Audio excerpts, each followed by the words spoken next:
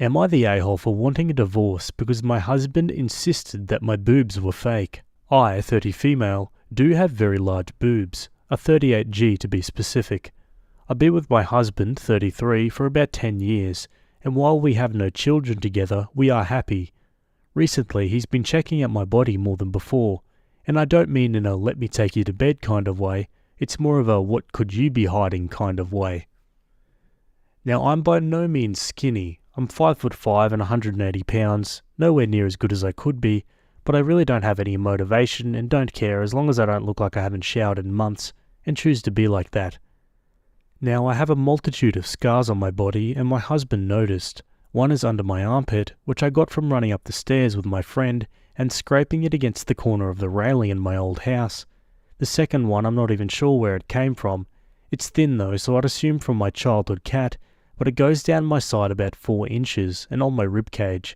My husband has been getting into more shows about spouses lying to their partners about things, which I do enjoy watching myself. My husband randomly came up to me and started feeling up on my boobs, which isn't out of the ordinary, but still random. I asked him what he was doing, and he said, "How could you lie to me like that?" I asked about what, and he said my boobs.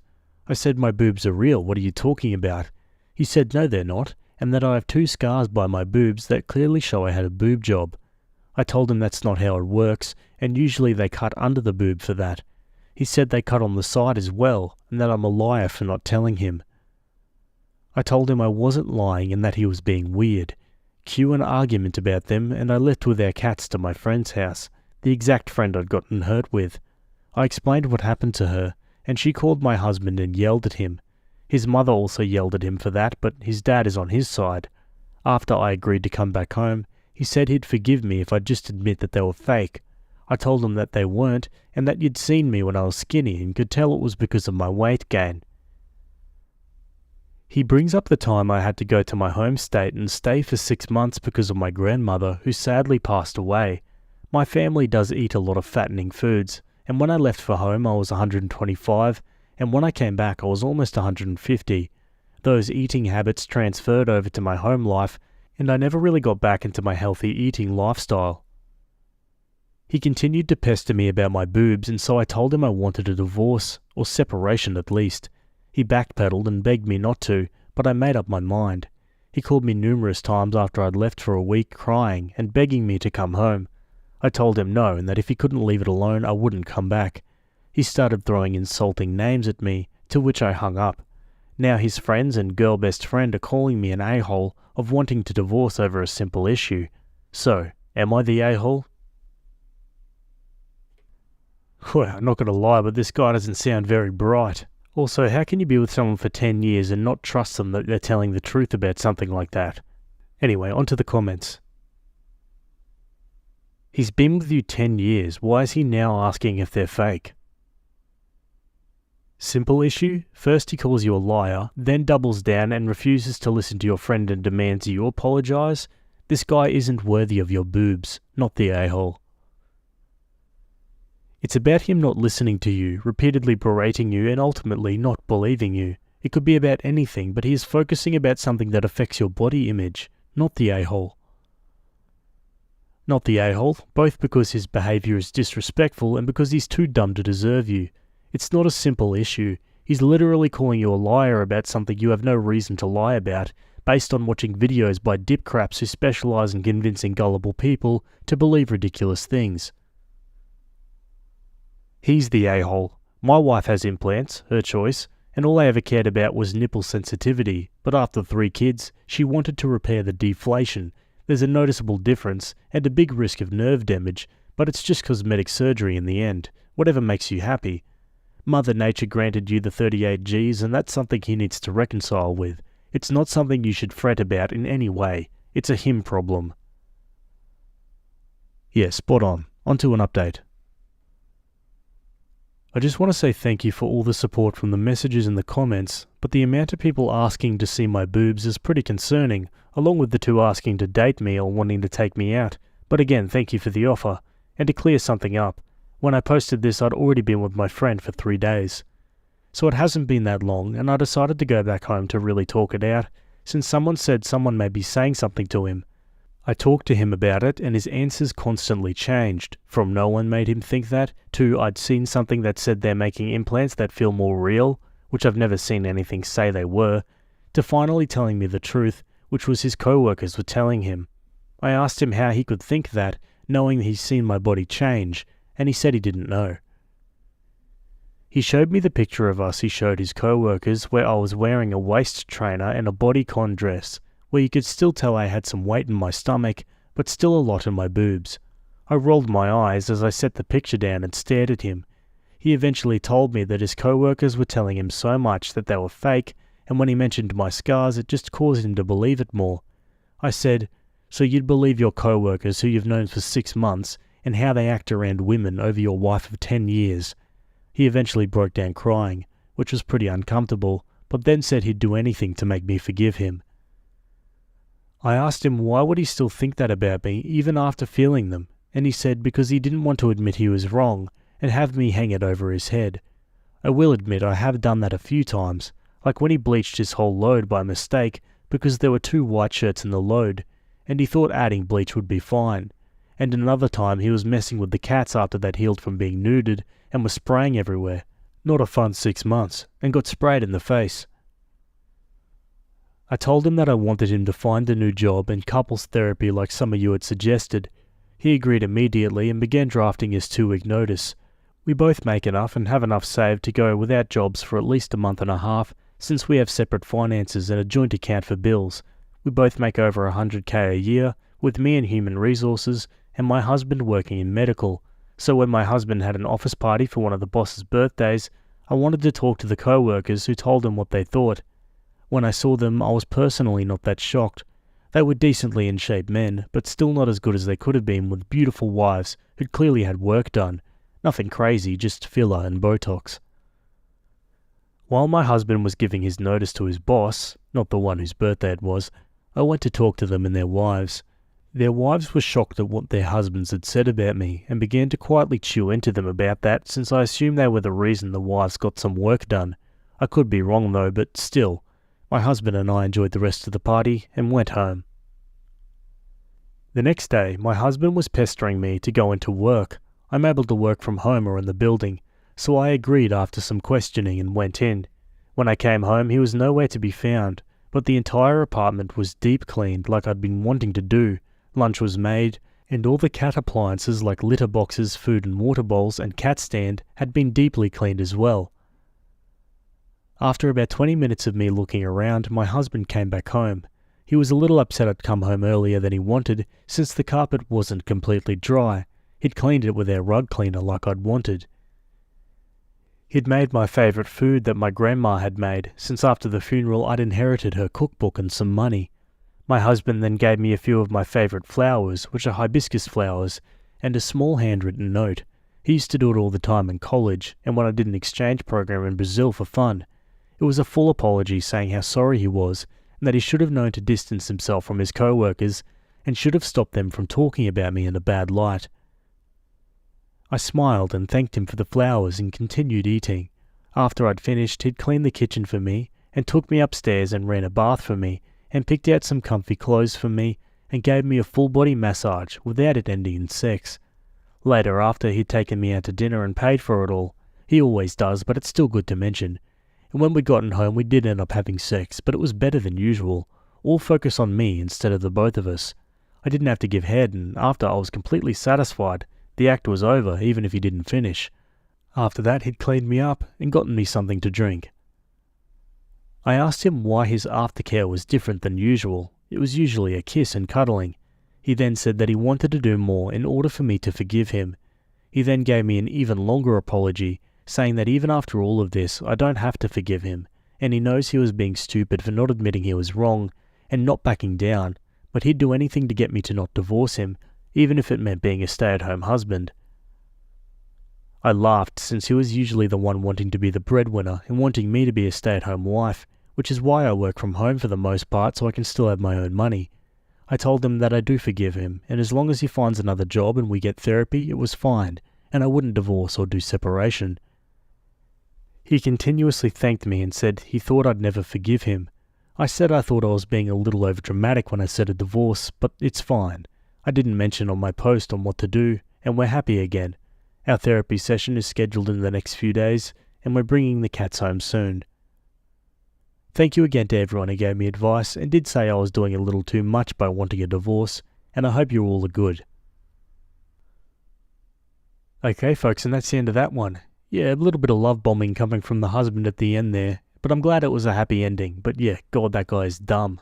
I don't know about OP, but I'd probably lose a lot of respect for someone who has their opinions so easily swayed by outside sources like that. Like the way his co-workers got into his head that quickly is a bit of a danger sign in my opinion. What are your thoughts? Let me know in the comments. Okay, on to another story.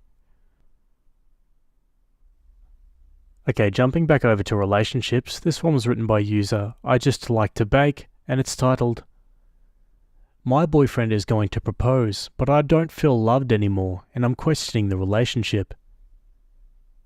My boyfriend and I have been together for a very long time. We dated from the time we were 16 to 22. We then broke up for a while, but got back together when we were 25. We're both 29 now. We live together, and I know he's going to ask me to marry him soon, so I want to get my feelings in order before anything happens. I love him, I really do, but I feel sort of unloved. I know once couples become comfortable with each other and live together, the spark or whatever dies, but I don't like feeling like this. I still make an effort. I ask him how his day went. I'm affectionate. I put out, so to speak. A thing that really bothers me is when I say something a lot of the time, he ignores me. When I bring it up, he says that he didn't hear me or that he was busy. For example, I'll say, "Did you see there's going to be a strike tomorrow?" And I won't get a reply. I'll wait 10 seconds, still no reply. Then I'll ask, "Hello, did you hear what I said?" And he'll go, or grunt in response. He does this often, just abrupt responses after ignoring me, and me having to repeat myself. I'd understand if he did this if I was talking his ear off, but I'm not even a talkative person. Yet when he talks about anything, I pay attention, respond properly, validate his opinions, and reassure him when he needs me to. Affection-wise, I always give him hugs and kisses, and he hardly ever does this anymore without me asking. I compliment him and tell him that he looks handsome. He hasn't complimented me in any shape or form in probably over a year now that I think about it. I still look the same looks-wise. I haven't gained weight or anything, not that that's a reason to stop loving someone, but you know how some people are, so I don't know what changed. Have things just become stale? Is this what inevitably happens? This whole situation has been troubling me for a while, but I'm not sure what to do. Our anniversary is in 2 months' time, and his sister accidentally let it slip that he's going to propose. If it weren't for that, I'd think that we've been together for too long and he's now sick of me. I've tried talking to a few of my friends who are already married, and all I got were varied versions of "that's how men are." He wasn't like this before. He would pay attention to me, talk to me, and overall I just felt more liked, you know? Now it just kind of feels one-sided. The one time I attempted to kind of bring it up, I opened with, "Do you still like me? Because sometimes it doesn't really feel like it." And he replied with, "If I didn't like you, why would I be here?" I could tell it was going to end up in an argument, so I just let it go after that. How do I handle this situation? I want to bring it up with him, but I don't know how to do it. I guess I'm not really good at articulating how I feel. Or should I not say anything because this is just the way relationships go? Please advise me because I'm a little lost. This definitely sounds like a very one-sided relationship. He's definitely not putting any of the effort in that he needs to, and it sounds like he just doesn't like OP anymore. Which begs the question, why would he marry her? Maybe he's just happy with some comfortable, mundane life and, the love life doesn't really matter. But yeah, this is kind of depressing to read. Imagine not getting a compliment from your significant other for over a year. Let's go to some comments. That isn't just how men are. Anyone feeding you that is projecting their own unhappy relationship. You need to have a real conversation with him about this. Don't go from it from a "do you like me" standpoint. In his own way he does, so he's going to get defensive and dismissive about it. Address it from a "this is what I need out of this relationship that I'm currently feeling is missing," and go from there. Make sure to address it before he proposes to you because you want to make sure you know whether you are a yes or no before then. You can't have an honest conversation about this without it turning into an argument. Red flag. Am I correct in guessing that this is a pattern, and whenever he doesn't want to discuss something difficult, you know it'll turn into an argument, so you just drop it? If so, red flag. My partner just proposed to me less than a week ago, and I can promise you that your friends are just in unfulfilling relationships. I call my fiancé a literal angel every chance I get, because he is. Your dude feels comfortable and doesn't feel the need to put in any effort anymore. Could be because he's just going through the motions, and he isn't really that into the relationship anymore. Could be because he doesn't feel like once you get to a certain point in a relationship, effort flies out the window. Neither scenario is good or how things should be. I think it's worth trying to speak with him again about it, but definitely don't commit to marrying this dude before you have an honest conversation. Opie replies, whenever I try to talk about feelings or things we need to work on in our relationship, no matter how carefully I choose my words, he will take it as an attack and turn it into an argument or just shut down completely and refuse to talk. Congratulations on your proposal. I think my situation definitely is a no more effort sort of thing. I know I have to talk to him now. I guess I'm just scared and nervous about the outcome. When my husband and I were first together, he was fairly quiet and not very responsive to questions. Then we got married and he became even worse. Like your experience, most of the time I was just ignored when I spoke, and in 10 years of marriage, he probably asked me 1 or 2 questions about myself. It doesn't get better, it gets worse. I don't think it's about love, but interest in your spouse as a human being. Opie replies, that's the perfect way to put it. Interest in me as a human being. I don't feel like that's asking for much. What you're doing is called a bid for attention or a bid for connection, and how partners respond to those bids from their spouse is the #1 predictor of future happiness or future divorce. Happy couples respond positively to bids for connection and turn towards each other, even after a lot of time has passed in the relationship. Couples that are headed for divorce turn away from those bids, and your boyfriend is turning away hard. You know what to do. Yeah, some great advice there. And now OP did post an update, but it got deleted. But from the comments I can kinda gather what happened. So he ends up proposing to her after an argument and tries to trap her in. She initially says yes, but then after some thinking changes her mind and says, I gave him the ring back, packed some of my stuff and left. He was freaking out asking me what he was going to tell everyone, but I told him to say whatever he wants. That I changed my mind, I'm flaky, whatever. I was emotionally exhausted and didn't care anymore. So it sounds like she got out of there. Let's look at some final comments. Girl, you just saved yourself. Good for you. He tried to trap you with a public proposal and you didn't let him. You deserve a relationship where you feel happy, safe, respected, and liked. It's out there for you. For me, you sound like an adult person who is ready to discuss her issues, very proud of how you handled this situation and avoided the trap he tried to put you in. He's the jerk for doing that to you. Who the F cares what his friends and family think of you? The great thing about being broken up is they're not your problem anymore. Go live your amazing life with someone who appreciates you. Okay folks, and that's the end of that one. Yeah, so it sounds like he tried to trap her in with a public proposal to get her to say yes, but she didn't fall for it. Thank God. Getting out of there was definitely the best course of action. What are your thoughts? Let me know in the comments. Okay, on to another one.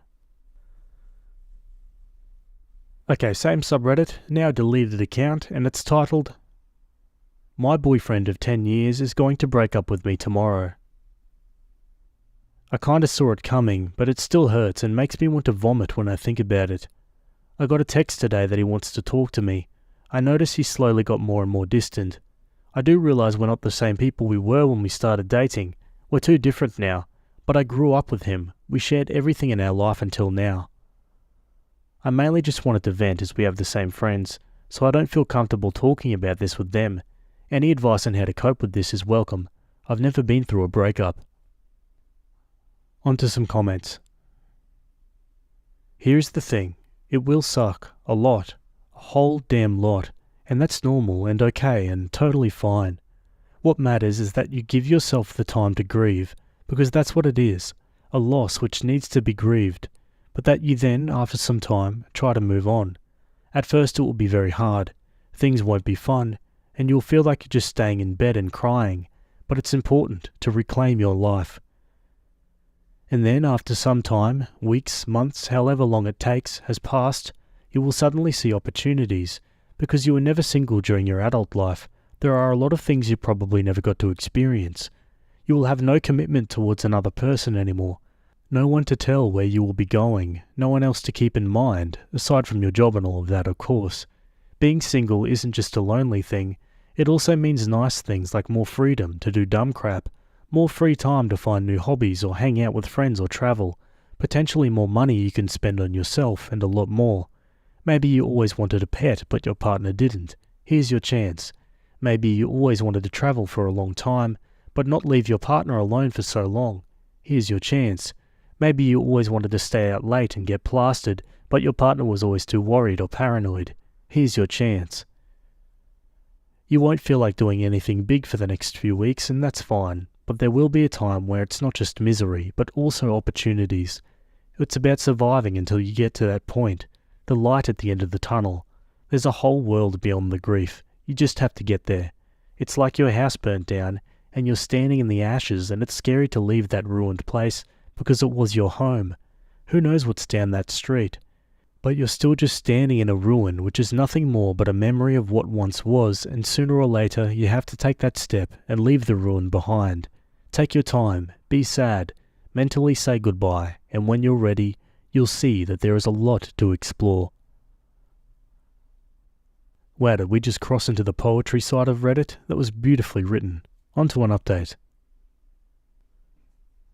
Wow guys, I didn't expect this to get so many comments. I'm trying to reply to all of them, but it's a lot. Thank you all. It means a lot to know that a lot of you have been through similar situations.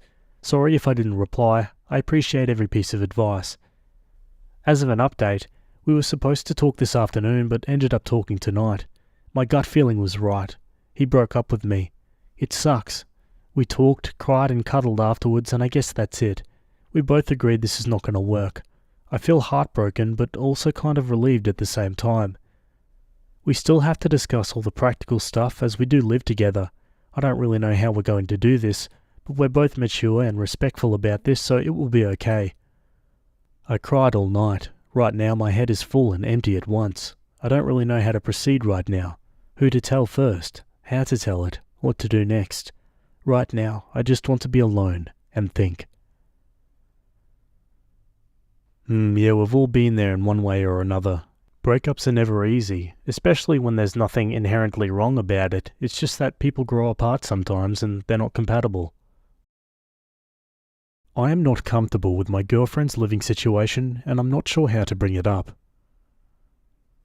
I, 20 male, am visiting my girlfriend, 19, for spring break. This is the first time I've visited here this year, as we both go to colleges that are across the country from each other. I've met her two roommates briefly when we FaceTime, and they all seem nice and enjoy similar things as her. They had met each other through social media and had been talking for a while and had planned to live together, so they're all pretty close.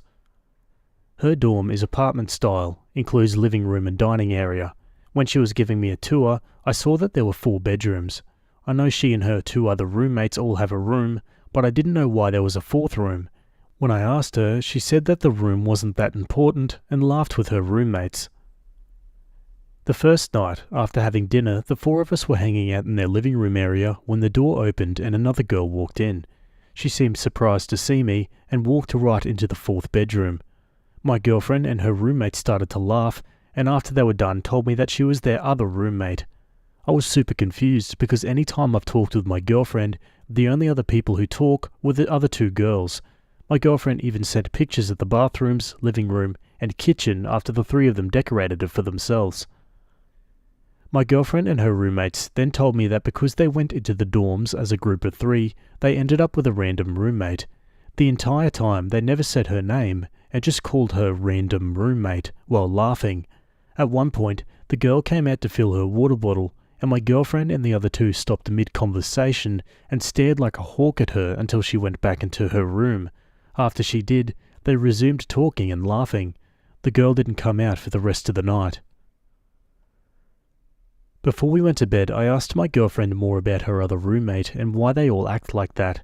At first, she was confused, but then said that the girl is really nice. She's just not like them.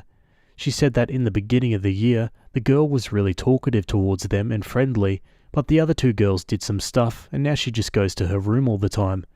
She said that she says hi to her sometimes when she's getting ready for class, but that's it. She said that she was just different from them, and not all roommates have to get along. I asked if she knew I was coming and staying here for a week, and she said no, but she'd be fine with it. The past 3 days I've been here, I've noticed that while my girlfriend and her roommates all hang out in the living room, the other girl stays in her room and only comes out when she leaves. My girlfriend gave me a more in-depth tour, and the girl gets one door shelf in the fridge and half a drawer and cabinet in their kitchen. The rest is used by the other girls.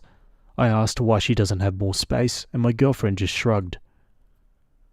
I'm not sure why, but I just feel really soured about the entire thing. My girlfriend has never been a mean girl, but something about this just makes me uncomfortable. On one hand, I'm really happy my girlfriend was lucky enough to have roommates she gets along with and are her friends, but on the other hand, I feel bad for her other roommate. I don't know if I'm just overthinking this. How do I bring this up to my girlfriend, or should I just leave it alone? Yeah, you might not like it, but it sounds like your girlfriend's a bully here. Let's go to the comments. Your girlfriend is a mean girl. She is. A talk isn't to change that fact. I'll add this. When someone shows you who they are, believe them. Seems like your girlfriend and her friends are getting joy out of making someone else's life miserable. There's a difference between being different kinds of people and straight up being mean, inconsiderate bullies. Doesn't look good in terms of her character. Your girlfriend is a mean girl. You should watch how people treat those who aren't in the group, because it could be you one day. They are bullying that poor girl. This is disgusting. Everyone is different and we don't all have to be best friends, but to openly laugh at someone like this is so classless. Moreover, they didn't tell her that a guy was coming to stay for a few days. You don't sound like a bad person, but what if it wasn't you? What if it was some other sick man and something bad happened? How can they just put someone in a potentially dangerous situation like this? Yeah, imagine going to college and being so excited about having your new roommates and, doing your new lessons and stuff, and then being completely ostracized the minute you walk in. It must be horrible.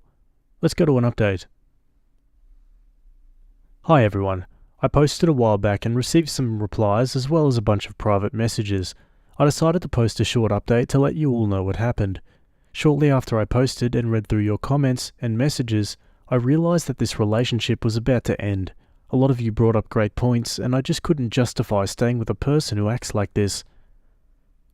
That night, we all went out to a couple of parties, and seeing her act just kind of reinforced my previous thoughts. Her and her friends were just so rude. I don't mean flat out, they were actually pretty fun and nice to a bunch of people, but the three of them just had no regard for everyone else except for them. It was like they had no awareness of their surroundings and didn't even care. Towards the end of the night, I was so upset about everything that I asked my girlfriend if we could head back early. She said yes, and we split up from the two other girls. When we got back to her place and got ready for bed, I brought up her two roommates and just lightly spoke about everything on my mind.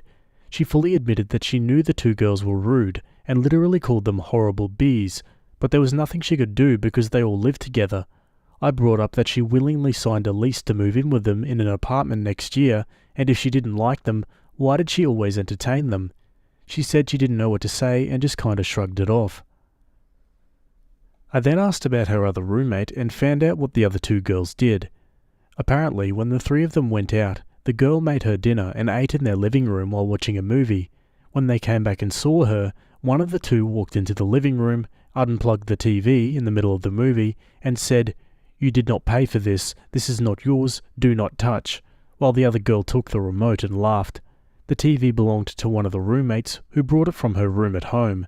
The apps on it were all split between the roommates, and I think one of the accounts belonged to the girl. So my girlfriend and the other girl also didn't pay for the TV. I was shocked. This is legit mean girl stuff you see in movies. When I asked my girlfriend what she did, she said she did nothing, and in the moment laughed because she was embarrassed for her, and that's just what she does when she's uncomfortable, which is true. My girlfriend passed out after that, and I spent a little bit packing my stuff and preparing what I was going to tell her. The next morning, I straight up told her that I don't really see a future with her. I said that she has become a bully, and I don't want to be with someone who surrounds herself with people that are horrible people. She became defensive and said that she's never done anything bad, and it's the other two girls. I told her that by now she's an adult and had many chances to not partake in their bullying, but has chosen to and stuck up for them. She got very emotional and then became angry and told me to leave.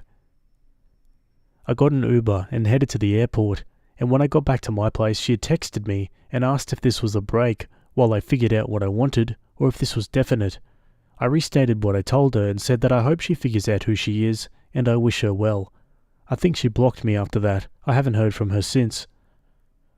I did hear from my friend's girlfriend who was friendly with her and on her private stories that their room got busted for having alcohol in them, which is banned in the dorms, and all 4 of them have to have a meeting with their RA and dorm director, proving their innocence. I hope this gives the 4th girl an opportunity to tell them about her living situation, but I don't think I'll ever know. Anyways, thanks for all the advice that I received. I know it wasn't much, but I definitely appreciate it. Yeah, honestly, I'm with OP on this one. The fact that she didn't stand up for the girl at any point, and even if she said she didn't actively partake in the bullying, which I don't fully believe, she was still complacent to what they were doing. So yeah, I think OP's given his ex-girlfriend a pretty good life lesson here regardless. What are your thoughts about this one? Let me know down below. Okay, on to another story. Okay, jumping over to relationships, this one was written by a throwaway account, and it's titled, I discovered photos of myself on my girlfriend's phone that were taken before we even began dating. Me, 23 male, and my girlfriend, 23 female, have been dating for 8 months now, and she's the most loving girlfriend I've ever had. We knew each other from high school, although we were not from the same high school and not particularly close back then. About a year ago, we started getting closer, and she then asked me out. Yesterday, while we were watching a movie at my place, my phone died, so I started playing games on her phone. I got bored and decided to check out her photo gallery. I swear I was not snooping her phone, she just had nothing interesting on her phone. Among the folders I noticed one titled, Love, with my photo on the cover. Curiosity got the best of me, and I opened it to find that every photo was of me. Some were even embarrassing shots. As I scrolled further, I was surprised to see that some of the pictures were taken before we even started dating, including ones from my social media and Instagram stories. I was more shocked when I stumbled upon photos of me with my ex, as well as shots taken in bars I used to frequently go to. There were even pictures of me kissing other girls, most of which seemed to have been taken from a distance. She was definitely stalking me and took pictures of me. I sent all those photos to me that night while she was sleeping. I asked my closest friends about this, and they told me it's a very serious matter and that I should consider breaking up with her immediately. At first I thought they were just trying to scare me, but they seemed genuinely concerned. I'm still struggling to wrap my head around this whole incident. That's why I've come here seeking some advice.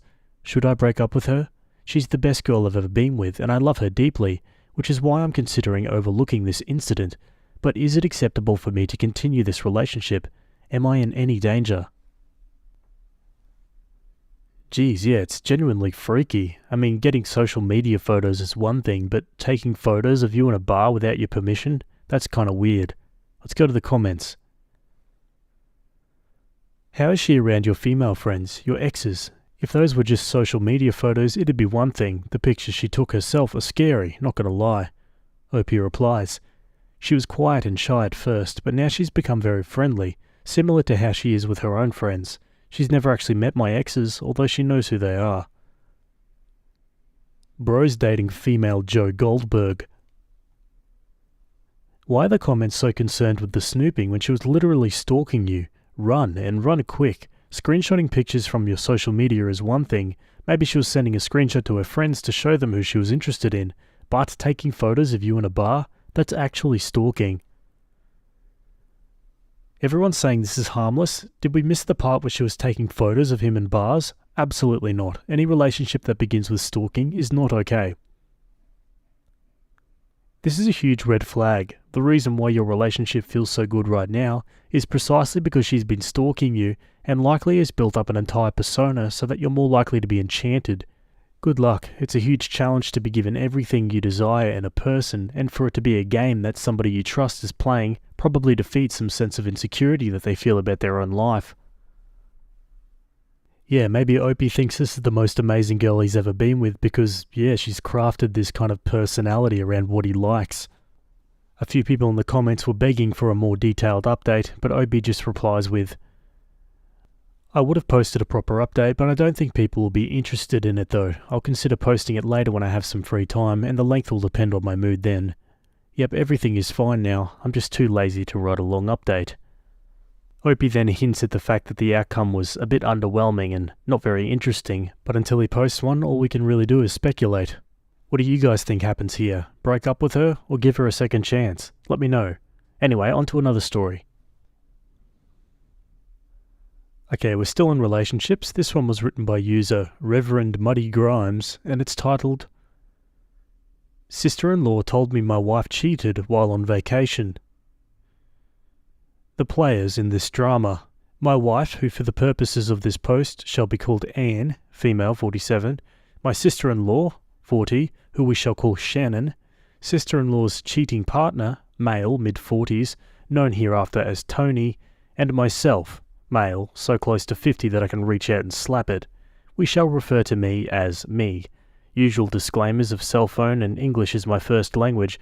I just suck at it. So my wife had to travel to her stepfather's house. He is in very poor health and she went there to set up home health. She was there for a week and we were in constant contact. Her sister is a drunk and a drug addict. At several points during the visit, we were on video chat when Shannon came into the room where my wife and her father were. She was buck-ass naked, raging drunk, in front of her father. I was mortified, and I'm sure he was too. Now, Shannon is married, but separated. She has a live-in boyfriend. Tony is my father-in-law's primary caregiver. For the flight home, Anne missed her flight. Tony was driving her to the airport. There was an unusual amount of road construction, and they arrived late. She had to take a different flight. Not a big deal. After she was home for a few days, the following text exchange happened between me and Shannon. Shannon. They banged. Me. Who? And did you film it? We could make a fortune on the hub. Shannon. I saw him leaving her room and smiling. You know she didn't miss her flight. He ain't denying it. Me. Well, if they did, he's the luckiest man alive. Now guys, I know that I have a better chance of creating a fart-powered personal jet than this story has of being true. It's just not in her nature. That said, damn that woman to the depths of Detroit's South Side for putting the idea in my head. So, the question, how do I deal with a crazy drunk 80-pound woman from 1,000 miles away? I can't block her because the rest of her family has. If something happens to the father-in-law while Tony is at work, I'm the only one she can contact. What the hell? I mean, if Opie knows that what she's saying isn't true, then yeah, you gotta figure out another form of contact for the father-in-law, I think. Like, he can't keep giving people like Shannon the time of day to spout their nonsense like this. Let's go to some comments. Tell Tony you're blocking Shannon and to please contact you directly with any updates he receives from Shannon while he's at work. Block Shannon. Call Dad daily. Personally, I'm inclined to think that if she were there for the whole week, it would be really stupid timing to start fooling around right before she has to head to the airport. She knew you were expecting her, and that she would have to explain her lateness. Also, if you were on the phone with her when she was driving to the airport, you know for a fact that they weren't hooking up at that time. I think you handled it right. Make like it's a joke and continue to make like it's a joke. Your sister-in-law likely has no memories of most of your wife's time there. She is perhaps conflating anger at her ex for cheating with guilt that he's caring for her stepfather, and also lashing out at your wife for actually being helpful. She may have put the idea in your head, but you are the one who can turn it from a what-if idea into a wow, how disgusting is Shannon for trying to pull this little stunt idea. Why does the title say your wife was on vacation? It sounds like she was travelling to fulfill familial obligations and probably had a terrible week having to deal with her sister on top of making tough decisions for her stepdad. It doesn't seem like she got much of a vacation at all.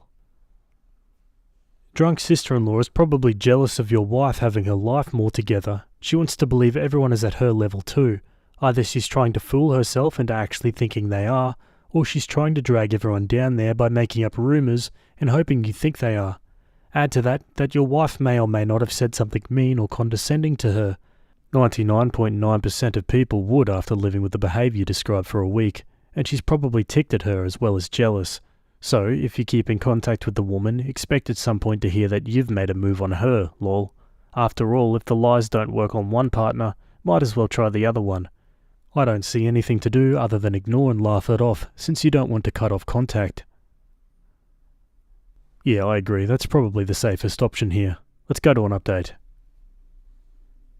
Several months ago, my drunk of a sister-in-law told me that my wife of 12 years cheated on me while setting her stepdad's home health in Detroit.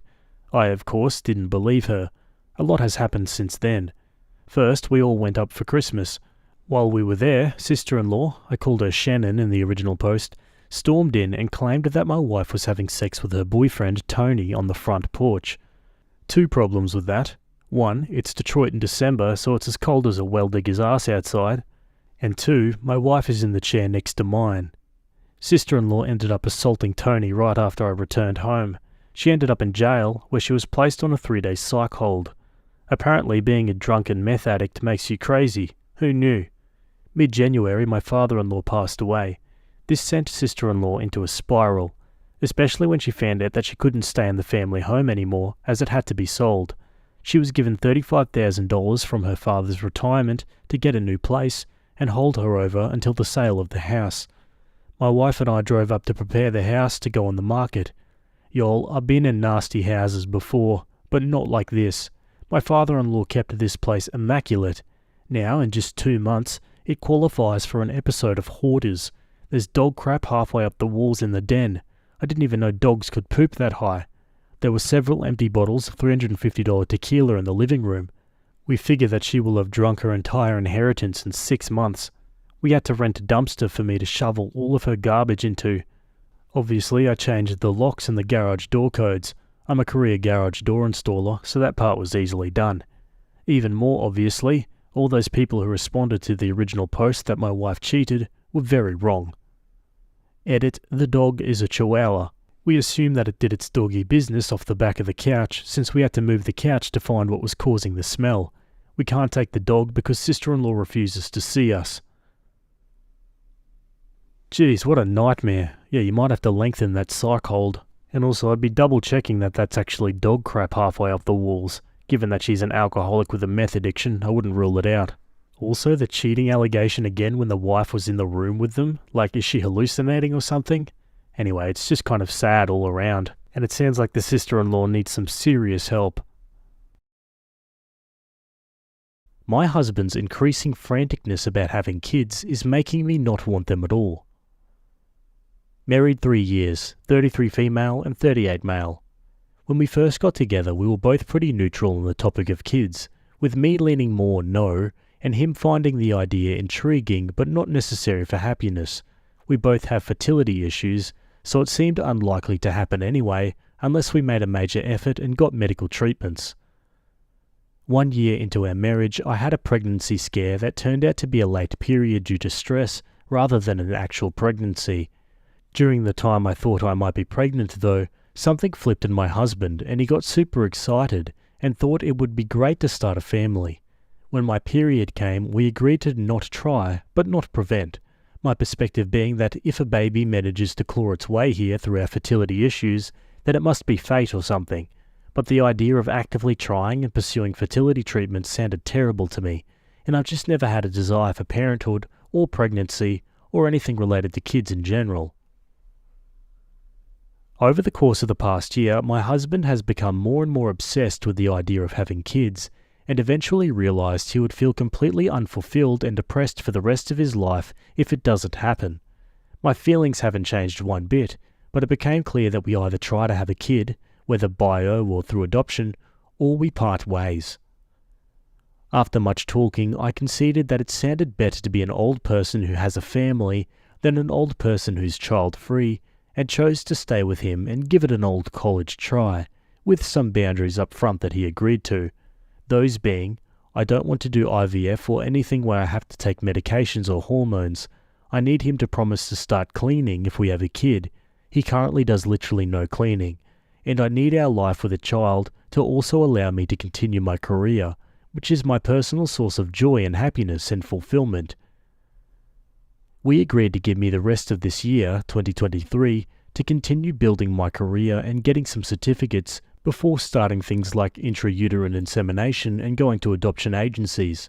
This was very important to me since I've only recently gotten to a point in life where certain career things are possible, better finances allowing for entrepreneurship. With each day that goes by, my husband is freaking out more and more that we aren't already trying to conceive. He wants to make sure we have a kid in some form before he turns 40, either incubating in me or coming home from an adoption agency. He says the timeline we have, starting as the new year turns, is the very upper edge of what he's comfortable with, and that he's making a huge sacrifice by giving me the rest of this year before we start pursuing conception. Having a kid is all he can think about, and he feels completely preoccupied by it, with the feeling getting worse each day. A few nights ago, he said that as soon as the new year comes, he wants 100% of our time to go into trying to conceive, researching kid things, researching adoption agencies, going to adoption counsellors, etc., and that he doesn't want to do anything fun whatsoever until I'm either pregnant or we've adopted, because we, quote, don't deserve fun until we have figured this out. We had a few events sprinkled throughout the year we were planning on going to that I consider really good for our relationship due to the connection and bonding time, and he unilaterally cancelled all of them because he wants to focus on conception. I told him the picture he's painting sounds so awful and stressful that it will probably make it harder to get pregnant, if anything. He said there's no other choice, and this is just the way it's going to be until we have a kid. Nearly all of our fights are over this one topic now, and it's exhausting. He views me as selfish for not wanting to get started right away, is upset that I'm not on the same page as him yet, and has recently even started saying things like, the goals I have career-wise are meaningless, and nothing matters in life except having a child and raising it into a good human. My work is my way of giving back to humanity and brings me so much fulfillment. To have it be called meaningless by my partner was so hurtful. Before he started escalating the pressure for all of this, I was starting to warm up to the idea in a much bigger way, and was even starting to feel some excitement. Now that he's being so pushy with it and making decisions without involving me in the dialogue, like cancelling our plans for next year, I just feel nauseated by the whole thing. Neither of us want to get divorced. Even if we did, he doesn't have enough time to find someone else and reproduce with them in the timeline he's demanding. I brought up couples therapy and he's open to it, but from the angle of trying to get me to change my mind so that we can start sooner, rather than him trying to manage his anxiety around his 40th birthday deadline. How do we find a way for him to calm down enough for me to rekindle my own excitement and turn this into a joyful journey instead of a stressful, fight-filled one?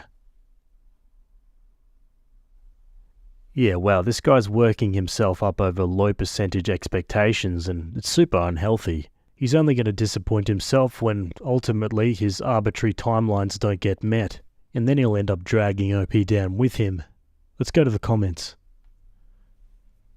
First off, you know your husband isn't going to start cleaning if you'll have a child, right? He's not doing it now, and it's a lot harder to start a new habit when you're sleep deprived and getting used to a new lifestyle. He's not going to change.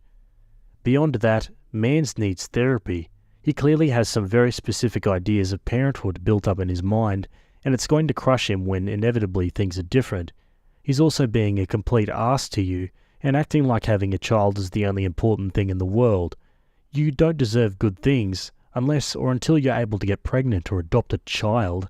That's unhealthy as hell. I feel like this man must be having some internal struggle or some other issues and is pinning his future happiness fully on a baby, which just doesn't work. He needs treatment for his depression or whatever may be going on, not the thankless sounding constant responsibility of an infant.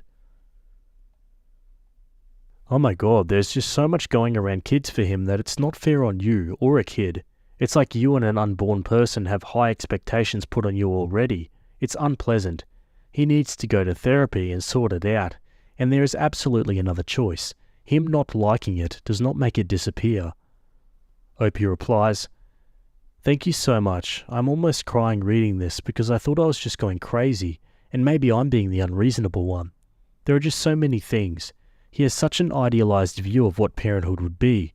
We constantly butt heads when I bring up likely realities like sleep deprivation and the fact that, no, we probably won't be able to take care of a baby while working from home like he has in his dream bubble. It just feels like a mess, and he's not willing to do the things that would help it be less of a mess." This is not a we thing, this is a him thing. He needs to be in therapy by himself, not with you. Opie replies, "Thank you. I want to go to therapy too because I have a lot of fears surrounding parenthood and even the process of being pregnant, so it seemed like a good idea for us together. He already said that if a therapist tells him to change anything about how he's feeling, he's not going to listen. This is just the way it is and will be until we have a kid." Okay, let's go to an update. Wow, this blew up, so I definitely haven't been able to answer most of the comments, but I've read every one of them and I'm extremely grateful for the input and the time everyone took to give me feedback on the situation. It's given me a ton to think about. I'm realizing this has less to do with the prospect of having a child and more to do with other issues in the relationship that haven't been addressed and that leave me feeling less than secure on a daily basis. I feel like we really need to focus becoming stronger and on the same page as a couple. Without that level of security in place, I can't even picture having a child. That is a huge block in this whole process, which seems obvious now. Many people accurately pointed to the reality that I really just don't have a desire for a child, and I'm trying to rewire my feelings in a way that allows my husband and I to still have a future together. I feel a sense of obligation to my husband for things he's done to help me throughout our relationship, especially financially, and as a result, feel like if one of us needs to give up something, it should be me at this point. But that probably isn't true, especially when the thing being affected is another life. I think it's possible I'll want a child in the future, but the state of my life right now just doesn't feel like it has space for it, so the pressure coming from my husband translates to a sense of dread around the whole thing. His deadline feels like a death sentence I'm slowly marching towards. Nothing about the future feels exciting or joyful, just depressing and stressful. I'm realizing we need to back way up and focus on our relationship before we can even discuss a child, which won't be what my husband wants to hear for sure, and he might not be willing to do because he thinks things are as good as they need to be between us, and me dragging my feet on a child is out of stubbornness or trying to control him. So I have to brace for the possibility that we just aren't looking for the same level of stability in a relationship. Next step will be going to couples therapy. I'm a little scared because it might reveal that we really just aren't compatible in the long term, but obviously how things are going right now is just bringing enormous stress. I get anxiety almost daily around the whole thing, and my relationship is now my biggest source of stress in my life, so something has to change, one way or another. I'll post an update after we go to therapy, or whatever next thing happens. Thank you all again. Yeah, and unfortunately OP never posted another update after that, so we're just going to have to guess what happens. I mean, fingers crossed they all worked it out and everyone's happy in the end, but, like OP said, she had a feeling that therapy would just bring up the fact that they're not compatible long term, and I have a feeling that's probably the case here. What do you guys think? Let me know. Anyway, let's move on to another story. Okay, we're still on relationships. This one was written by user Blakey, and it's titled, "I found pictures of a guy hugging all over and kissing my wife of 11 years at a music festival last year." Not really sure how to get started with this one, but she left her Mac open one day, and we have had a bit of a bad spell here lately. Happens from time to time since we both work stressful jobs and have a special needs child. When things are good, things are great, and we have only been having issues the past 12 months or so. Really nothing before then but minor arguments and small fights about nothing. Over the past few days, I've brought to her attention that I'm not really sure how I feel about this, and I'm not sure how comfortable I am moving forward until I feel better about this. I've had a feeling that she was messing around, or trying to, with someone. So I looked in the Photos app and saw nothing out of place, then hidden and saw that she had pictures, 8, of a guy that she knows from work, hugging all over her extremely close and tightly, and kissing her on the cheek in each picture. One was a movie as well where she continues to hold on to him and then realizes she's taking a video. Huge smile on her face, and you can tell she's intoxicated heavily. I asked her about this over text since she was at work, and then immediately the pictures were deleted from Photos.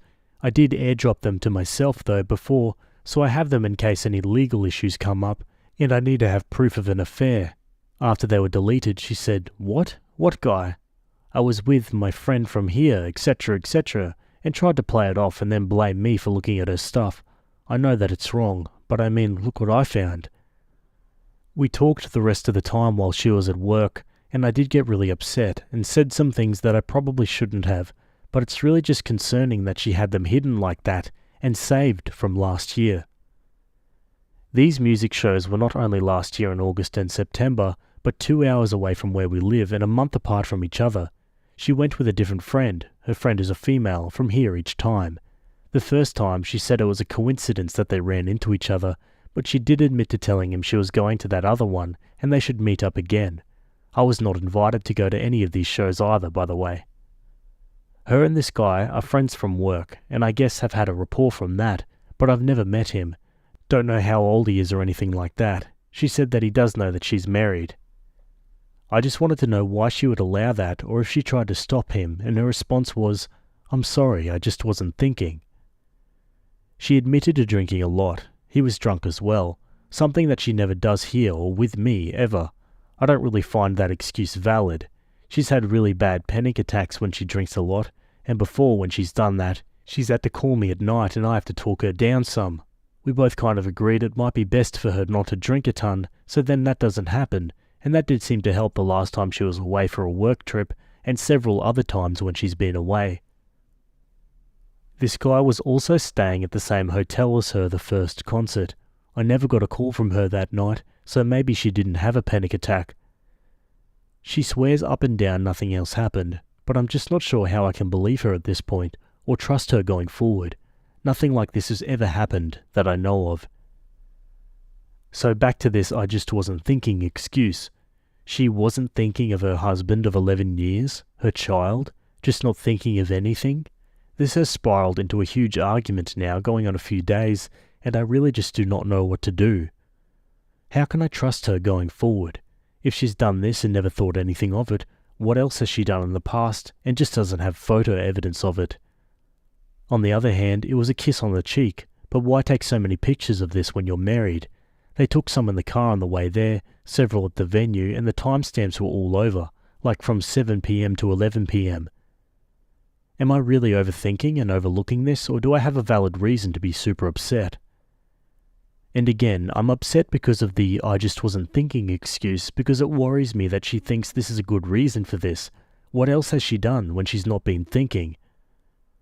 Another fun fact is there were a ton of videos of her and pics of her that she had taken for me and just never sent me, going back over a year, in that same hidden folder. She swears that she hadn't sent them to anyone or shown anyone. She just took them and never sent them to me either, which is pretty strange all in itself. Oh, and another fun fact, she's flying across the US in 2 weeks to go to a show with her friend. Great timing, right? I appreciate any advice here, guys. Again, I might be overthinking, and that's fine too. This hopefully will feel better to get some assurance either way. Yeah, just not seeing any positives out of this one. Let's go to the comments. Deleting the pictures in real time when you asked about the guy is all you need to know. She's living a double life. She's yours when she's home, she's his when she's out. You're getting played. She wasn't thinking when she put these suspicious pictures into a hidden folder. Buddy, come on, you know what's happening here. I stopped reading when you said she immediately deleted the pictures in a hidden folder when you asked about the guy. There's nothing else we need to know. She's cheating. She literally went in while talking to you and deleted the photos. That's all you need to know, man. Oh, and she has videos for you that she's never sent you, and it's still an argument. Start the paperwork now. So you found pictures of her and her affair partner all over each other and kissing at a concert, where she was drunk and where she was staying in a hotel with a guy. You found her hidden private picture collection that she's been collecting and saving, and probably sending to her affair partner, but you don't know what to think? Or you know exactly what to do and think, but would like some emotional support for the difficult choices. You already know that your marriage is over.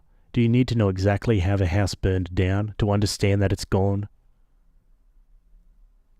The advice is she stops communicating with this guy. If she goes on that trip, you file for divorce. I think you should divorce anyway. Marriage is great, then all of this comes to light. She probably effed that guy the night you didn't hear from her. Yeah, I think we all know what's happening here. Opie tried to post an update, but it got deleted by the mods immediately, so unless he tries again, then we don't really know what happens. But I think we can probably predict the most likely outcome based on the clues we have here. What do you guys think? Let me know your predictions. Anyway, let's quickly jump to another story. Okay, this one was written by user ABCKLL, and it's titled, My husband saw some texts. I screwed up. My husband, 33, and I, 26, have been together 3 years and married for almost 6 months. We usually have a great relationship, and this is completely on me. There is a guy I dated very briefly when I was like 18. It wasn't serious. I just knew we weren't going to be compatible and didn't want a serious relationship, so I broke up with him. My best friend of like 14 years has been talking to him. I do not care even a little bit. He's a good guy, so whatever. She's texted me and asked me questions about him that I've answered. The other day we were texting, and she was telling me about their date and jokingly asked me about his dick size. I really should not have and regret it, but basically told her it was big. It was just dumb joking text between friends that I didn't think anything about at the time. My husband saw these messages on my iPad. The dick message, along with me saying what a good guy he is, has completely wrecked my husband. He is clearly really hurt and has been really angry. I told my husband before that we briefly dated. He thinks I didn't tell him we had sex, but I thought it was implied from our convo. I honestly think he did, but is lashing out to hurt me. I know that he, as a man, is really hurt by what I said, and I feel frickin' horrible. He has said frickin' awful things to me though, and now when he does decide to talk to me, he just screams at me and wants every single detail of when I had sex with my ex. I haven't answered some of the questions because of said screaming, and I don't think it will be good for our relationship. I don't like this and I hate my life right now. I've been apologizing every day, but we aren't getting anywhere. Everything I do makes him mad, and it has been bad. He's never like this, and I'm trying to be understanding because I did something horrible, but I don't know. I don't know what to do. We've only been married for like 6 months, and it feels like I've already destroyed my marriage. God, it's just wild to me that so many of these stories come from marriages. Like, this is something I'd expect out of, maybe early 20s people. But like from a marriage to scream and throw a fit like that seems a bit weird. Let's go to the comments. Normal for your husband to feel hurt by that. If my partner was texting a friend about an ex that's a good guy with a big dick, I'd feel pretty uneasy and want to talk things through. Not normal to turn into a psycho about it and scream like a rage-filled toddler. You aren't destroying your marriage. This is not a sane reaction. Honestly, I'd run. Given that OP was 23 when they started dating and husband seems to have expected to be told who she had sex with, I would venture a guess that he dated and married someone who was much younger than him in the hopes that she would not have slept with very many people and would not have much sexual experience to compare him to. Now, finding out that she's been with someone who had a, quote, big D, he feels insecure and inadequate. OP, this is abusive behavior. Even if your husband is not willing to get couples therapy, please consider individual therapy for yourself and assess for your safety in the situation because he sounds like he could escalate. Yeah, I couldn't agree more. What began as a stuff up for OP ended with a true showing of the husband's character, and I don't think that should be ignored. Friend wants to use me as her backup ATM. Next month, I, female, am going away on vacation with a long-time friend, female. We're going to the Caribbean for 5 nights. It's not all-inclusive, so we will be responsible for paying for food, drinks, and any activities. She asked me how much I was bringing in cash. I said $300 cash plus debit and credit cards. She told me she's going to bring $300 cash, but no debit or credit cards. She said she is on a budget and $300 is her limit. I explained that comes around to only $60 per day. This is not one of the cheaper Caribbean islands, so food and drink alone won't leave her with much left over. I reminded her that she needs to factor in cabs, incidentals, or any activities we may decide to do. And you never know if an emergency will come up where she'll need money. She said to me, "That is why I have you," and started to laugh. That ticked me off to no end. I tell her that we're both adults who are responsible for our own selves. It would be one thing if she lost her purse and needed money. I would float her money before she even had time to ask, but to purposefully use me as her backup ATM is not going to work. I told her now that I know what she's up to. I'm not going to go along with it. If she runs out of money, she will just be arsed out and hungry. She needs to bring her cards with her for her own good. She is now telling me I'm too harsh and she'll bring extra money, but no cards. I told her to do what she wants, but if there is an emergency, she is on her own. Yeah, that's fair enough. You don't organise a holiday if you can't afford it. Let's go to some comments. Make sure she doesn't charge anything to the room. Opie says, this is a very good point. I'll tell her I'm not putting down my card for the room.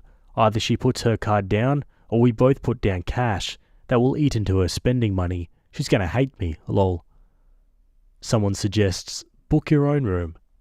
The room is already booked. I'm not going to give her a nice room at half price, and I have to spend on another at full price. Be sure you hold to the boundaries you set. I am. The fact that she had no shame in admitting it and laughing is what ticks me off, so I will have no shame holding my boundaries. Could she pick up some extra work or shifts for more money? She has the money, she's just cheap. She has the money and she just wants to keep to a budget and thinks this is the way. Oh, that makes it even worse if she actually has the money, so she just wants to leech off someone else for a holiday to keep her bank account green. Yeah, that's not on. Let's go to an update. Many of you asked for an update after the trip. Thanks to everyone for your feedback and suggestions. It truly did save the vacation. I'll hit the highlights. 1. Some of you said that the hotel would want a credit card on file from the person who made the reservation. My friend was the one who booked the vacation. She put the whole thing on her credit card because she wanted the card points. I told her because the reservation was booked through a third-party app, the hotel would need the original card used to make the reservation, so she was on the hook to bring her credit card. I have no idea if that's true or not, but it sounded good based on what you all commented, lol. She was not happy that her own greed got her, but at least she brought a credit card. 2. Others mentioned that she was going to sulk, and sulk she did. When we got to the airport, I told her I was not going to spend the vacation in her misery, so let's hash it out right now. She said that my tone was very rude, as if I was accusing her of trying to mooch off me. Well, she was. I told her to put herself in my shoes. She was deliberately not being responsible, and told me to my face I was her backup plan, and laughed about it. It made me feel used and put upon. She apologized, and I apologized for being so harsh. 3. Some of you said she would try to be content with cutting corners. Cabs were prohibitively expensive on the island, and they didn't take credit cards, so she looked up how to take the local buses. I was fine with that, until we waited 45 minutes in the heat for a bus to take us to the mall, island time. Yup, we only took cabs after that. 4. A few mentioned that she would go through her cash in the first 2 days. You were close, 2.5 days. There were several markets with local jewellery and crafts that she absolutely loved, and they only took cash, so she ran through her money rather quickly. She only brought her credit card, not her debit card, so as someone suggested, I made her Zelle me right then and there, and the money I took out of the ATM for her. She paid for the exchange and ATM fees. 5. She tried it with the meals. She ordered something big and wanted to split the bill evenly. Normally, I would not nitpick about that, but I just didn't want her to feel like she still got one over me in any way. Since she used her credit card for meals, to save the cash she had, I paid what I owed in cash and she paid the rest, her higher portion, with her credit card. And 6. Overall, we had a good time. We did a few excursions, had shopping and beach time, and relaxed. She even told me it was a good thing she brought her credit card. Things only got weird when I asked her to Zelle me right then and there at the ATM before I gave her the cash, but she knew why I was being so hard-nosed about it. Edit. I want to thank everyone for the kind words. Your great advice and comments on the original post really helped me save this vacation. It was a group effort, lol, and thanks for the awards. Now for some more comments. What's Zelle? It's the same as Venmo. Did you enjoy your trip enough to justify travelling with her again? Well, I had a great time. I was determined not to let anything ruin my vacation. I would not travel with her again though. Her mindset of this trip just put a sour taste in my mouth. I'm happy she listened to you and changed her behaviour. Well, that remains to be seen, lol. I won't be going on vacation with her again, and I do hope she doesn't pull it on anyone else. Continuing the friendship. We are still friends, I just won't go on vacation with her again. When we hang out, it's usually in a group setting, so no issues. Now for a new update, 5 months later. Several months ago, I posted about my friend Zena planning to go on vacation without taking any credit or debit cards, with the intent of using me as her backup ATM. One of her friends later told me that I was mean and stingy in how I handled it. Zena is now going on a Christmas cruise with a group of her friends. Her cabin mate, the same one who told me that I was mean and stingy, just texted me about Zena's plan to only bring cash and no credit or debit cards for their upcoming cruise. Since the cruise is all-inclusive, including unlimited drinking packages, Zena feels she can get away with it this time. The cabin mate wants to know what did I do to get Zena to bring a credit card on my vacation with her. I never laughed so hard in my life. I haven't answered her yet.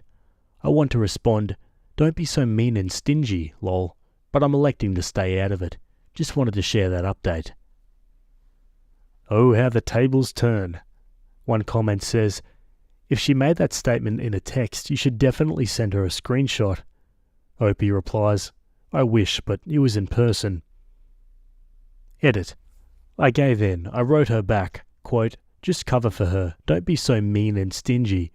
She responded, "I deserve that. I'm sorry." Edit 2. Cabin mate ended up putting her credit card down for Zena's sail and sign card, the card you used to pay for stuff on the cruise. I heard she isn't a happy camper right now. I hope they can pull through and enjoy the cruise. One commenter adds, "The last time I went on a cruise, which admittedly was a long time ago, you had to tie a debit or credit card to each room card, which served as onboard money in most situations, because not everything on a cruise is included. Even if you pre-purchase a drink package, what about souvenirs and stuff? From my recollection, the shops didn't even take cash, and again, that was ages ago. Life has gotten even less cash-friendly since then, and you had to have the card present when you boarded to link to the room card." And Opie says, "It's still the same way. You have to back your sail card with a credit card or deposit a specific amount of cash, so depending on how much money Zena brings, all of her money may go to the deposit. Alternatively, cabin mate can put her credit card down for Zena, provided she isn't mean and stingy, lol." Edit 3. Update because I was asked a few times.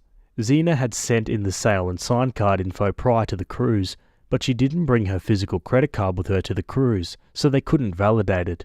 So cabin mate put her card down for her. Zena paid her back when they got home, but cabin mate is still salty about that and other things that happened on the cruise, and isn't talking to Zena at the moment. Okay, and the takeaway from this one is not to travel with Zena. Geez, she seems to always find a way for someone else to pay for her. Honestly, I admire Opie's hard-nosedness about it. She was very good in standing her ground. I probably wouldn't have been as good in that situation. What about you guys? Would you have done the same? Let me know in the comments. Maybe you got a similar story you'd like to share. Either way, on to another story. Okay, well, on Am I the A-hole? This one was written by user Appropriate Elk, and it's titled, "Am I the a-hole for telling my brother he cannot stay with me over Christmas if he brings his prosthetic leg? My younger brother has a prosthetic leg. I think it's creepy AF and I have no idea where he got it. I'm reasonably certain that it's something I would rather not know. To be clear here, my brother has 2 perfectly healthy legs still attached to his body. He just has this thing he takes with him everywhere. I don't know why. I don't want to know. Before you ask, yeah, it is probably a mental health thing. He wanted to stay with me rather than our parents while he's home for the holidays. I said he was welcome to stay, so long as he doesn't bring that thing into my house. He said it wasn't a big deal and that he would leave it in his luggage. I agreed on the condition that if I saw it outside of his luggage in my home, then I had the right to destroy it. He backtracked on staying with me and is at our parents' house, where he is miserable. They still treat him like a little boy instead of a guy who is almost 30. He called me again after supper and asked to please stay with me. I said he could, so long as we, together, took his thing and put it into a storage unit until he leaves. I get the key. He won't do it. He says that I'm being a bee for not letting him stay with me. I think he needs to get therapy or medication, or both, or a girlfriend, boyfriend, dog, cat, hamster, something, just not a goddamn prosthetic leg. Yeah, that's bizarre. Prosthetic leg, I've heard it all now.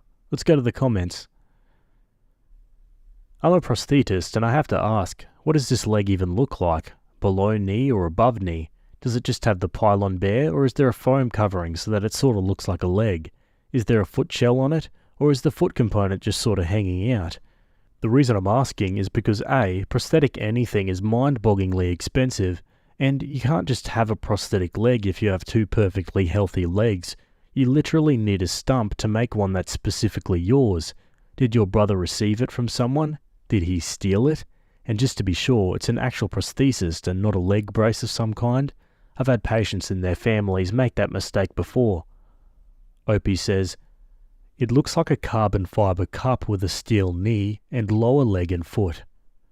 The commenter replies, oh Jesus, AK prostheses are not cheap. That's an entire car right there. I would actually grill your brother on where he got it, because it is 100% not his. If he stole it, he's looking at felony or grand theft charges. If he bought it, check his and your parents' financials, because again, these things are insanely expensive and he doesn't sound like the brightest bulb. Make sure he does not try to sell the prosthesis or any of its components. I get that they can be hard to get for the people who need them the most, but if the components are damaged in any way, they can lead to gnarly injuries for when they inevitably fail. If you truly do want to get rid of it, there are organisations out there that will take old prostheses and refurbish them. An emotional support prosthetic leg, that's a new one. Her brother won it at a raffle, and it came all the way from France in a crate marked fragile. The leg is actually a lamp, and it wears a black fishnet stocking, a black high-heeled shoe, and a fringed lampshade.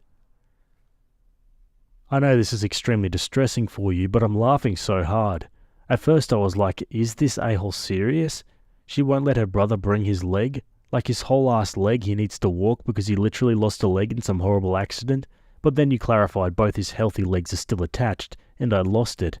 Not the a-hole, but you and I are not the same. I would need to know, all of it. Where did you get it? Why do you have it? What do you do with it? Did you steal it off a bum or something? Then I would stare at him uncomfortably until he broke and told it all to me. I may later regret my decision, but I don't often think that far into the future when something catches my attention. Another commenter says, you and I are the same. Follow-up questions. Does the person who it belonged to know you have it? Did they die? Have you named the leg yet? What's their name? What's their pronouns? Do you sleep and cuddle with it? Does it bruise you since it's not soft or cuddly? Are you in a relationship with a leg? Do you take the leg on dates? Do you buy them Christmas presents? Do they have a favourite type of sock? I need to know. So many, many, many questions. What is the leg's life story? You're pulling my leg, right? No, it's the left one. Okay, I think we get the picture. Let's go to an update. I didn't realise how much attention this was going to get. Enough that someone informed the woman my brother stole it from, and she was able to figure out what happened. She called the cops and he got arrested. I guess he was sort of trying to do the thing where he could be the hero that tracked down her leg. Please don't ask me what the F was going through his head. The leg was expensive enough that he's facing real criminal charges. That's all. Sorry there's not more to tell. I mean, we got an update and a conclusion, but somehow I have even more questions. Let's go to some more comments. I remember reading this originally and wondering why the hell he needed to take that leg around everywhere with him. I feel like he would have returned it way sooner if he wanted to play the hero. He quite literally wanted her to come crawling to him. He wanted her to feel as vulnerable as possible so that she would need him. I was medically abused by my mum. Sadly, this kind of behaviour isn't new to me. As I've gone no contact and been through therapy, it all becomes more clear. My mum has an untreated personality disorder. They want you to believe that they're the only ones who care, and the only ones to be able to take care of said person. They want them to be as helpless as possible. Sounds like he picked the wrong lady to try that crap on. That's wild. I wonder why he wanted to bring it with him though. Is he obsessed with the woman and has to carry the leg with him all the time? I mean, stealing it is one thing, but why carry it around all the time? If he tried to be a hero, he could have hid it. Sounds more like a weird obsession. I don't think he wanted to give it back to be the hero. I've so many questions, but I'm glad the woman will get her leg back. This is something I never thought I would ever say. This is the most bizarre update I've ever read, and I'm totally here for it. I didn't think you'd get more bizarre than the original post, but here we are. At least with all that evidence, he doesn't have a leg to stand on. I'm going to show myself out. Hat, coat, door. Sounds like he really stepped in it. Alright, these leg-related puns are getting me exhausted. I don't know about you guys. But yeah, that's the end of that story. I'd love to hear your thoughts in the comments. Honestly, just about the weirdest thing I've read all month, but hey, I'm here for it. Anyway, give me your thoughts and we'll move on. Okay, we're jumping over really quick to Am I Wrong? This one was written by user Firm Cup, and it's titled, Am I wrong for saying my girlfriend's male friend cannot be like a brother to her because they hooked up?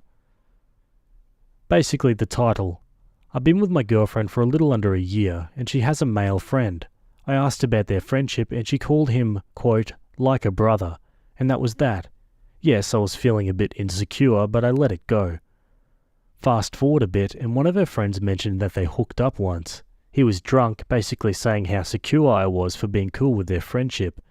When me and my girlfriend get some time, I ask her about it, and she confirmed it. I told her she basically lied to me, saying that he's like a brother, but she says it was a one-time thing, and he's like a brother now. I mentioned that once you bang, you can't call someone like a brother because you don't F your brothers at all. Well, at least it's not acceptable where we live. Okay, and continuing on with the weird trend, let's go to the comments. Massive red flag, dude. She kept it from you for a reason, for almost a year as well. I wonder what else she may be keeping from you. Wouldn't be worth the hassle in my mind to deal with something like this. She can go to the little brother, and you can go find someone who actually has respect and loyalty towards you. You are not wrong. She's lying by omission. She's keeping her ex-lover close. You already had reservations about this guy. It won't get better over time. It's clear that she won't drop him. Don't play her stupid games. I'd demote this relationship down to a friends with benefits or cut and run. Okay, straight to an update. So I had a talk with my girlfriend once my head got cleared. I told her it felt deceitful to call this guy her brother. I told her that when I asked her about their friendship, that I meant if there was any romantic or sexual history. I told her I was sorry for not being clear. My girlfriend apologized too. She said that it makes sense that's what I meant, and she didn't mean to be misleading. She just forgot about hooking up with him. She says it's just not something she associates with him anymore. She doesn't think of him as a guy she had sex with once. She thinks of him as her friend, but she still says she should have been clear too. She says that she only wants me and that she's sorry for the misunderstanding. I told her I was sorry for overreacting and being insecure. Yeah, it still feels a bit shady to me. I mean, relationships change and all, but I don't think anyone ever forgets about hooking up with someone like that. I think this one comment sums it up pretty well. So I had a friend once that I initially had crazy chemistry with. We hooked up, had fun, and afterwards it was all gone. The sex was nice enough, no regrets, but apparently we got it out of our system and never looked at each other in a sexual way anymore and stayed buddies for years before we grew apart. It does happen. I, however, never forgot that it happened, and I also never forgot to mention it. So that's something Opie's girlfriend is definitely shady AF about. Some red flags there. Yeah, I can think of some similar instances in my life, and I couldn't agree more with that comment. Me with my husband, married 2 years, together for 10. He doesn't want his kids to be like me. This morning I told my husband that his mum's good friend passed away. He was upset both about the passing, but mostly with me for telling him on his way to work. He said, "Are you frickin' stupid?" And he told me that he didn't want his kids to turn out like me. We don't have any kids yet. He thinks I have no empathy. I told him this morning because my mother tends to wait until she thinks it's the right time to tell me about deaths and other uncomfortable things, and I think it's very controlling. Also, he's always told me that he wants to know things right away. But he was mad at me because now he's going to be upset all day at work, which I get now, but I really felt like I was doing the right thing for him. We are good most of the time, but he's going through a really stressful patch right now. I've been trying to shoulder a lot of the stress, let him take it out on me, etc. I just feel so bad for ruining his day, and I honestly feel like sometimes I'm ruining his life. I don't know what to do. I don't want to get divorced, but I don't want him to feel like this. He says I'm bringing nothing to our relationship when I feel like I do so much for him. I'm willing to answer any other questions to clear things up. I honestly don't know what I'm looking for by posting here. I just feel really lost. Honestly, it sounds like his problem. I don't think Opie really stuffed up or anything here, and I personally think it was wrong for him to lash out like that. Okay, now for a comment discussion. Someone asks Opie if it was common for her husband to talk to her that way, and they explain that this is emotional abuse. Opie replies, I wouldn't say he speaks to me like this. He often says, "What is wrong with you?" To which I really have no reply, and I don't know what he's trying to achieve by asking me that over and over. I told him I don't like it when he says that, and there is nothing wrong with me, and he tells me not to act in a way that makes him say that. Another reply, it's really not that bad most of the time though. Usually we have fun, and he makes me smile and laugh every day, and we love each other very much. It's just when he gets mad at me about stuff that things get a little heated. I really don't want to be with anyone else. I honestly don't see how anyone else would put up with my weirdness. I just want to try to get through this rough patch somehow. Another user says, it's a common tactic of abusers to make you feel like you're so broken that no one else would want you. There's nothing wrong with you. You're internalizing his warped view, and it's damaging to your self-image. Can you try telling me a few recent incidents that have resulted in his asking, what is wrong with you? Opie replies, like last night when I let my car run out of gas, or this morning with the whole telling him about his mum's friend dying. In other replies, Opie paints a picture of life with their husband. See, I never used to be stressed. My doctor told me I had the blood pressure of a teenager, and now I have borderline high blood pressure. Even when I was really busy with a class that I had like a month to finish, I asked if he could help out by making dinner and doing his own laundry. He said no, it was my fault for procrastinating, and he shouldn't have to sacrifice to make up for it. It seemed right at the time, but now I'm questioning. Also, he's now mad at me for the house being a wreck, because I was so busy during that time I couldn't keep up. I feel really confused right now. He's gotten mad at me for talking crap like that before though. I don't want to be a bad wife. I think I'm a mess. Someone tells Opie that while her husband overreacted, her timing was bad. Opie says, yeah, in hindsight it would have been better to tell him after work. I was just worried about him talking to his mum in the meantime and not knowing. I wanted him to be prepared. Another user asks, so what if he talked to his mum? Then he'd know through her. Is that a bad thing? Opie says no, but sometimes he has a tendency to be a little insensitive with her as well. He blew up at her for being flighty on the day she found out his dad had cancer, and then felt bad afterwards because he didn't know everything that was going on. One commenter says her husband sounds like an angry person. Opie says, he definitely can be. He's gone to anger management a couple of times and he's a lot better than he used to be. Context for the reason her husband ended up in anger management. It was before he met me. He has a bit of a record and used to get in fights a lot. I wouldn't say I walk on eggshells. I know things that piss him off and try to avoid those things, but that's just a normal part of living with someone. Opie explains why she didn't want to end the relationship. But he's stuck with me and hasn't left when I've done crappy things, so it's not really fair for me to leave over this. I wrecked my car driving drunk. I was talking to one of my old guy friends for a while and hiding it from him, and for a while I was texting with random dudes. Nothing explicitly sexual, but flirty. Another user asks, can you give full context for the incident at the start of the thread? I'm curious to what was said before, during and after. I saw you apparently let him know whether your mum's friend passed away. Opie replies, he was taking me to work because my car is out of gas.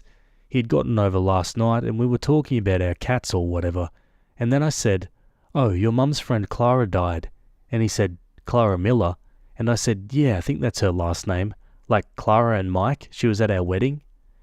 And he said, my Aunt Clara, and started to cry a little and get emotional. That's when he got ticked at me for telling him on his way to work and said all the stuff I wrote in the intro. I apologized and told him that I thought he'd want to know right away and explained about my mum. I said I was thinking about how I would feel in your place, and that's when he said that I only think about myself and don't think about him, and that he doesn't want his kids to be like me. He didn't say that bit about the kids in an angry way, more in a resigned and dejected way. Then he told me not to say anything else until I got out of the car, so I didn't say anything, not apologizing again, not goodbye or I love you. Thinking about it now, there is a very real possibility that he didn't even know she was sick. I talk to his mum more than he does, but I assumed she'd told him about it. She got diagnosed with stage 4 cancer, and it spread quickly. They gave her 2 weeks on Tuesday, and she died that night, so if he didn't know, I could see how he would be very shocked, whereas the rest of us knew it was coming. I don't know, it's really just a mess, and I feel so bad about it. One user gives her story. After reading all of your comments in this thread, I ask that you please listen to me. I've been in your shoes. You don't equate it to abuse because you're used to it. When we got together, I bet he wasn't like it is now. I bet that slowly, over time, he just got more and more berating and controlling. And you likely tell yourself that it's just stress, but it's not. He's using you as a verbal punching bag, and you should go before you become a literal punching bag. I was in a relationship with my ex-fiancé for almost 7 years. I'd been told for years that the way he treated me wasn't proper, but I just thought that they didn't understand. Quote, they just don't see the nice things he does for me every once in a while, I'd tell myself.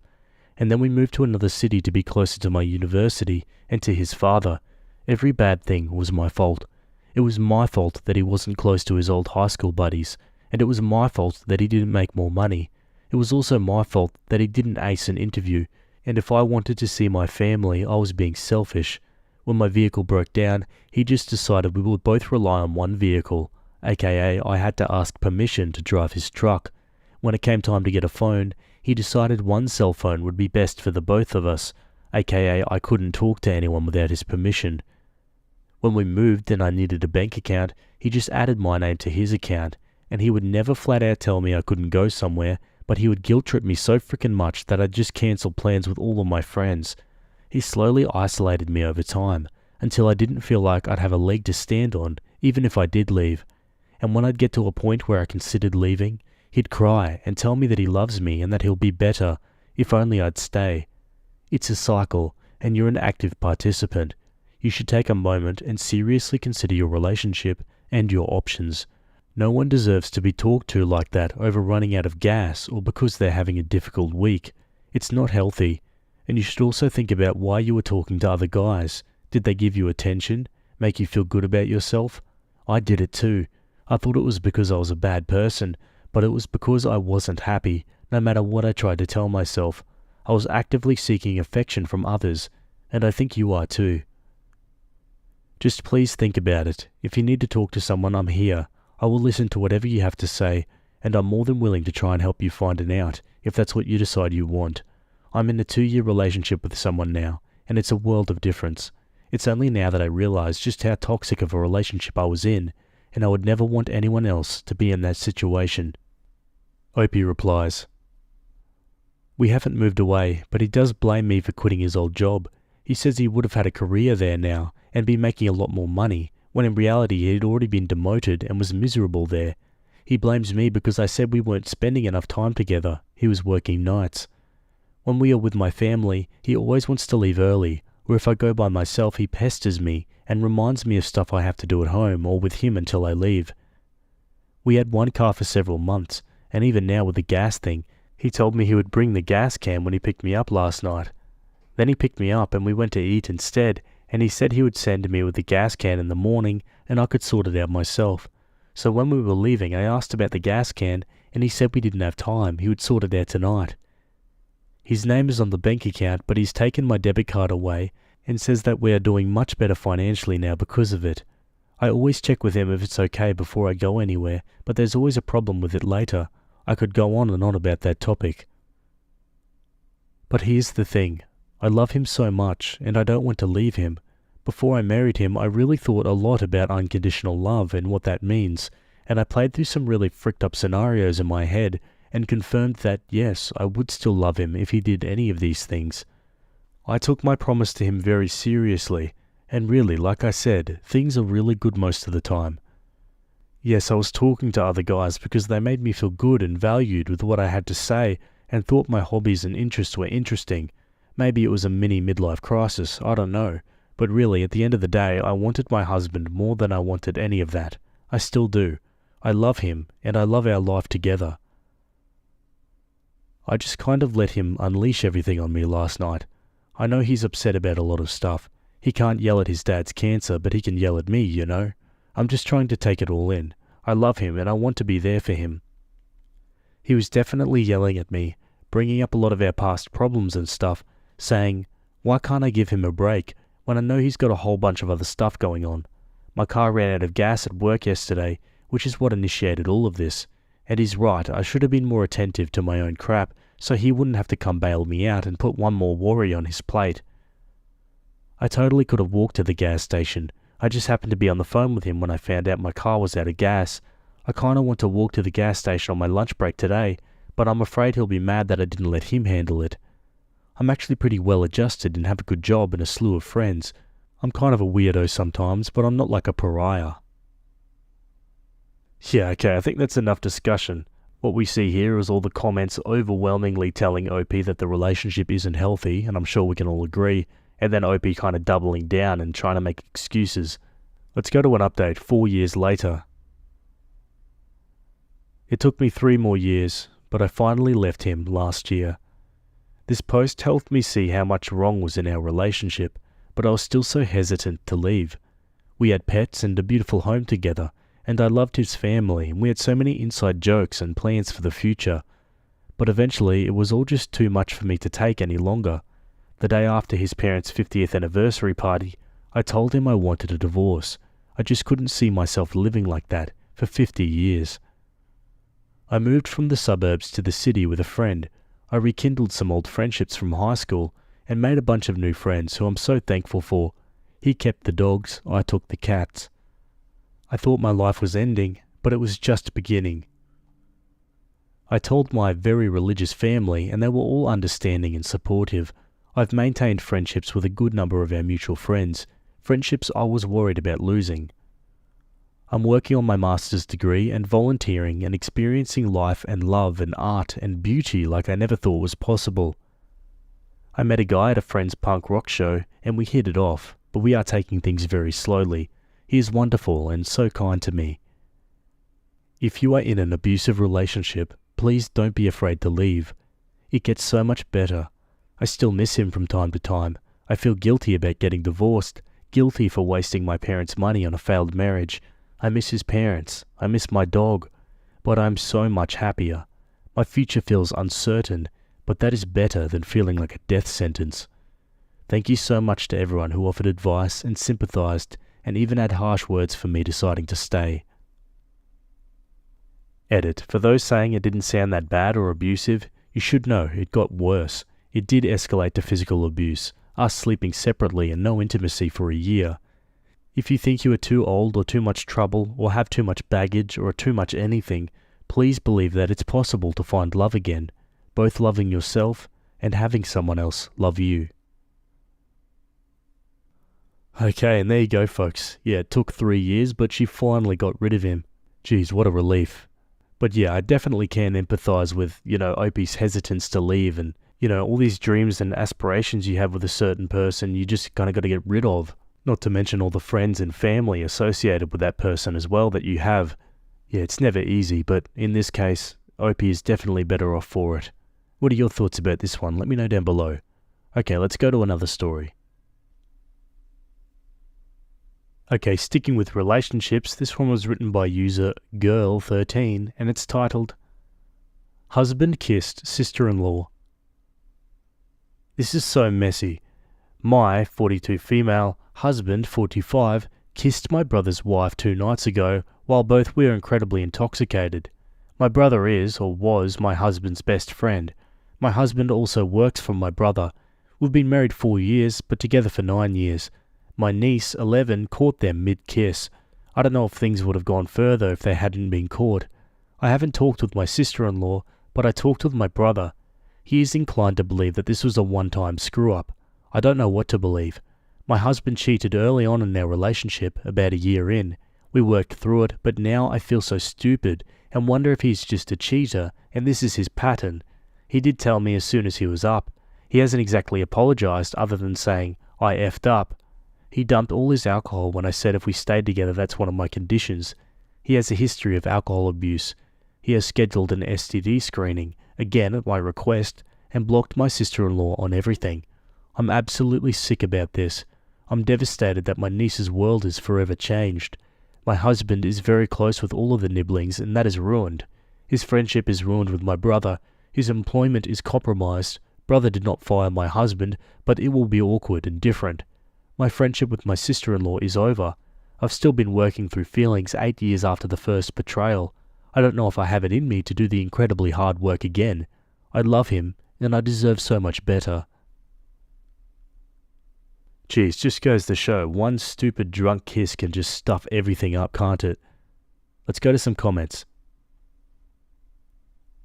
Oof, this sounds really painful. Your love and loyalty deserves better. He needs to do some serious work on himself for you to be able to forgive him again. Have you talked with a couples counsellor? Opie replies, "Thank you, it is so incredibly painful. I haven't done anything yet. I forced myself to go to work today, and the thought of the mental load that goes with this is too much at the moment. I'm so sorry this happened to you. The betrayal cuts even deeper because it's all tied up in family. That alone would be enough to make me throw in the towel, one drunken kiss or not." Opie replies, "It really is a mess. I hate that I'm in this position, and I'm just so angry and sad. I don't want to make a life-altering decision while angry and sad." Well, I mean, you kind of said it. He's going to get tested, prompted by you. He's blocked her, prompted by you, which is also wildly short-sighted because the implications of communication here are much wider-reaching since he elected to cheat with a literal family member. A big show of pouring out the alcohol, as if it's at fault, not him, and mentioning what he did, but taking zero accountability. I'm not sure what last time looked like, but his actions here directly correlate to the work he feels he needs to put in to maintain your relationship. The alcohol did it, whoops, does not sound like the actions or words of someone who values or respects their decade-long relationship. I agree, you deserve better, but we accept the love we think we deserve. I think that you need to investigate deeper why you know that you deserve more, yet are fine with accepting less when it comes to him. Whew, ponder that. Okay, Opie makes an edit. "I just sat down with my husband and told him that I don't want to work things out. He says he understands and that I deserve better. I told him he was right. Thank you for the support, encouragement and affirming comments. I agree with the majority of them and just needed the reminders. He's agreed to work things out amicably as far as finances and sorting things while he also saves to move out. We don't share children, but we each have children that will be hurt by the split. I don't hate him or her. I'm honestly just sad and disgusted. I'm not really even angry anymore, at least right now.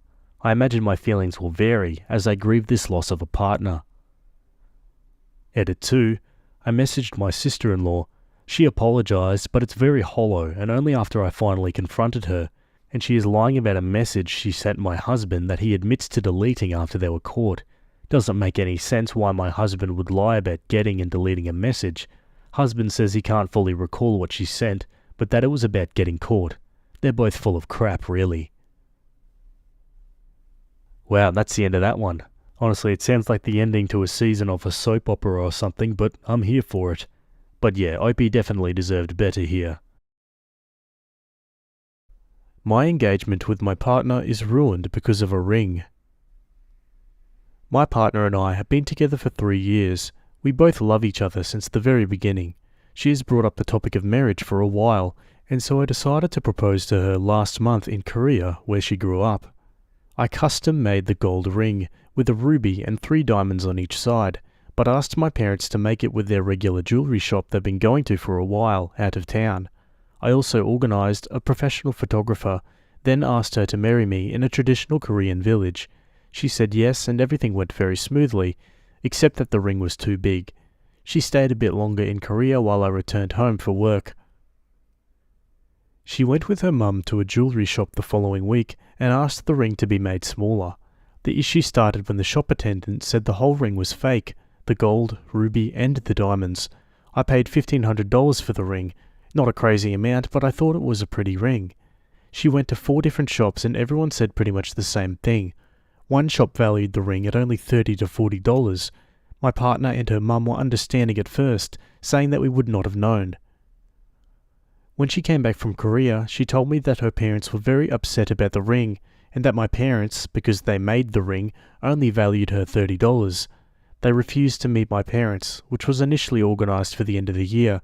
Her mum said to her that it would be better if I admitted about the fake ring, with the view of buying a proper one in the future. These implied that we gave her a fake ring on purpose. My parents were very upset, and told me that they won't bless our marriage.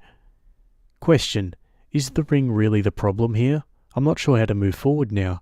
I never knew a ring could potentially break our 3-year-long relationship.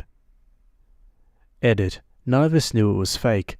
A few days ago I tested it with an X-ray at a pawn shop. The gold is real. Not sure about the ruby and diamonds. I have apologized multiple times and showed them the receipt. We are both Asians. Families play a big role in our marriage. Oh no, sounds like Opie got scammed. I'd be going straight to that jewellery shop and demanding an explanation. On the other hand, and correct me if I'm wrong, but I feel like your typical jewellery shop worker probably couldn't spot a fake 100% of the time, so it's probably worth getting it tested. Okay, let's read some comments. Your first stop should be to tear down the door of your parents' jeweller. If they really didn't know, I'd go right to the jeweller. Your parents should have their jewellery checked too. Either your parents are very cheap when it comes to money, or your jeweller is a scammer and a thief. Neither option is great. So instead of apologising, compensating you and tearing down the shop, your parents are now pretending to be the victims and bashing your future marriage? Looks like your partner is right. They did it on purpose. Her parents are not the problem here. Yours are. Find out what really happened and where the money went. Exactly what I was thinking. Your parents have snuck away with the money and given you a cheap ring, and now they're trying to distract from their wrongdoing. Even if they didn't do it on purpose and the real culprit is the jeweller that your family use, your parents and yourself should be trying to understand where the scam was done and making steps to resolve this issue with your fiancé's family. Anyone would be upset about a fake ring and the insinuation of the meaning and value that has, especially more traditional or culturally significant families. You're getting upset over the wrong thing. Focus on understanding the scam and who the culprit was. Send receipts to your fiancé of how much you spent if you need to let them know that your intention was real. I'm not sure how much rings are in Korea, but $1,500 won't get a very nice ring. Diamonds with clarity or fire. Your main gem is a ruby, which should have helped you cut costs. Ultimately, you effed up because you didn't get this done properly and arranged it to be done by your parents. Take accountability and make steps for reparation and solving the issue with your fiancée and her family. Opie replies, "Thanks, this is exactly what I'm looking for. I've sent them the receipt and checked the gold in the ring, which was real. Going to put the diamonds and the ruby in the lab next week. I think the trust has been broken and it's now about how I restore and build the trust again. I initially asked them to make it because the shop is a small business and local to us. They offer flexibility and the fee is cheaper than the big brands. My partner and I are into FIRE, financial independence, retire early, so I try to get a good value for everything." Okay, onto an update. An update to my previous post where my fiancé's parents are upset and accused my parents of intentionally giving a fake engagement ring. I tested it in the lab and it's a natural ruby from Burma. They can guarantee the result and can offer an insurance letter. They said there is a natural crack in the ruby and natural inclusion. Probably a jewelry expert can shed some light into what these mean. Unfortunately, because the ring is now genuine, my parents are more upset about the accusation. On the other hand, my fiancé's parents don't really trust the result.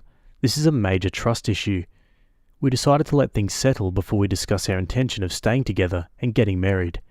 Question: any suggestions on how to approach this situation? Oh, there you go. So it was actually a real ruby. It's just insane that every single jewellery shop they went to just said it was fake. I wonder why that is. Opie gives some additional information. No apologies so far. As I wrote on my previous post, I apologized to them in the beginning, thinking it was a fake ring. I asked if she defended me in front of her parents when they were upset, and it didn't sound like it. She paused for a good 15 to 20 seconds before saying she did her best to calm them down. I'm more inclined to break up now, but can't get myself to pull the trigger. She has many good traits that I value, but I do see what's happening now as a major issue. I seem to give in and follow what she wants most of the time. I went to Korea for the proposal because of her high expectations. She wanted a surprise proposal, like what you see on social media. I spent 3 months trying to figure out what I had to do. To add to the context, she didn't really want to join any of my family's gatherings. For example, she didn't attend my sister's wedding because she wanted to have a holiday with her family. However, she did give her a very nice wedding gift. My family didn't really like her even before this happened. They didn't hate her in any way, and there was no intention to make the ring fake. It's tested real anyway. In the comments, "Thank you for the update. Well done, you did everything right. And now you know, it's not about the ring. It probably never was. Her family will be impossible to please because they've just decided they just don't like you. They will now look for another reason to hate you. So it comes down to just you and your fiancé, as it always should have done. What does she think? Does she understand how you are the victim here? Does she understand how her parents are actively trying to sabotage your relationship with her? Is she prepared to be independent from them? To ignore their advice? To defy them? To take your side? To marry you? Is she on your side? I think allowing her a couple of weeks before having that discussion is a good idea if she is living with you, but a bad idea if she is living with her parents, because her parents are pouring poison into her ears about you." Opie replies, "Thank you, she lives with me. We've been living together for 2 years. She said the result doesn't matter anymore, but I do believe it matters. It shows how her family resolve conflicts should they arise. Oh, and I should clarify that the result doesn't matter anymore because she believes it's fake. No matter what tests we do, the jeweler stores in Korea said it was fake and she believes them. Those were her own words." What? I mean, that's pretty strange. Like the fact that she doesn't believe the lab results. That just makes you think even more that, yeah, it's not about the ring. Like, did they even take it to jewelry stores to get it checked? Or did they just pick a random number, say, oh yeah, we took it to 4 stores and they all said it was fake, and then use that as an excuse? So yeah, I think it's pretty clear that the parents are heavily influencing the daughter here, and also pretty clear that they do not like OP. Let's go to the last update. 3 weeks ago, we decided to take a month's break. I know taking a break is pretty much a breakup, but I said yes. I asked her today if she has spoken to her parents about the ring and about us in general. To this date, she hasn't. I've been fighting very often with my parents to defend her. My parents also got more upset when they learnt she hasn't spoken to her parents at all. I asked her why, and she said at this stage she is very happy being alone because she does not have to worry about our relationship. And so, I ended it. I feel like I have been fighting this battle on my own. I've had a few relationships and breakups in the past, but this time it really crushes me. Wow, yeah, I can't help but feel like she sounds real selfish and just didn't care about him at all, or the relationship. It's almost as if getting engaged and getting married was just a box she had to tick off, rather than something she really wanted to do. Let me know your thoughts about this one in the comments. Anyway, that's the end of that one, and we'll move on to another story. Okay, well, on relationships, this one was written by user BellaMeso165, and it's titled, "My wife does not like me showing off my body at all and gets incredibly insecure over it. She recently broke down and told me that she is petrified I will run away with a more beautiful woman. We got married 2 years ago and dated 3 years before that. I do not have some super buff body or anything, but I do go to the gym relatively often and watch what I eat. My wife has always been a bit chubby, but she's still very beautiful. And that isn't just my view. She was known in our friend group before we dated as a very beautiful woman. Regardless, she has an incredible amount of insecurity over my body. She wants me to cover up in public, basically. She constantly presumes people are looking at me sexually. She sort of chastised me about wearing a sleeveless shirt to go play basketball, saying that other women will be looking at my arms. She took me to the side at brunch and told me to button my shirt up because my chest hair was showing. I lifted my shirt to wipe sweat off my face during a picnic, and later she was like, "Did you have to show off your abs like that? People were probably looking." She has a weird fixation over whether my pants or shorts show my bulge or not. They do not, but she seems to worry they do. She literally requested to her sister for a pic of us at her pool to be taken down because I was shirtless in it. That was kind of the straw that broke the camel's back. I've talked to her about this, but usually just give in. This time, I genuinely confronted her about it. At first she was just saying that it was a jealousy thing, and I think it is to an extent. We had a discussion about it, and she agreed that she would stop being so controlling, but then she broke down and said that she can't stand the idea of other women looking at me, saying that she constantly is terrified I will leave her, that her worst nightmare is some beautiful supermodel girl coming up to me at the gym and flirting while she isn't there. She said that she can't imagine still picking her after a beautiful woman flirts with me. She also commented on the fact that I had only had sex with one woman before her, and that she doesn't get why I have no interest in effing the countless women who would want to bang me. She can't comprehend it. She said that she's tried keeping this from me, but she can't anymore, and so she went back on what she said before, and asked that I just please respect her wishes for me to be modest, just for her sake.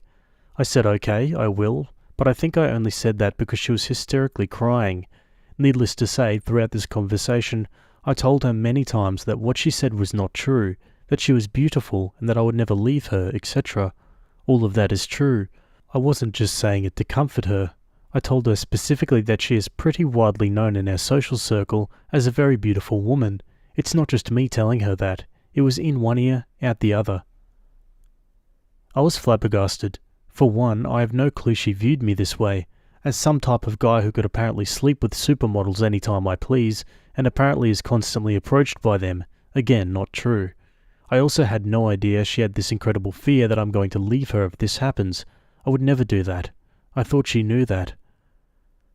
I just don't even know what to say now. I can only reassure her so many times. It feels like nothing I say breaks through to her in terms of me telling her I would never leave her. What do I do? It's the morning after. She comes home in 2 hours. Yeah, that's tricky. I mean, obviously you have to respect your partner in public spaces, and be modest in that regard, but nothing OP did here warranted that. I mean, the fact that him wearing a singlet to basketball training is a problem for her just shows that the jealousy has gone way too far. I feel like she really needs to do some soul searching and come to the realization that if she does love him, then she can trust him enough to not, do anything horrible like cheat on her or leave her like that. Yeah, what she's requesting here is completely unreasonable. Let's go to the comments. Terrified you'll leave her for someone else and yet inadvertently causing more harm than good. Yeah, she needs therapy.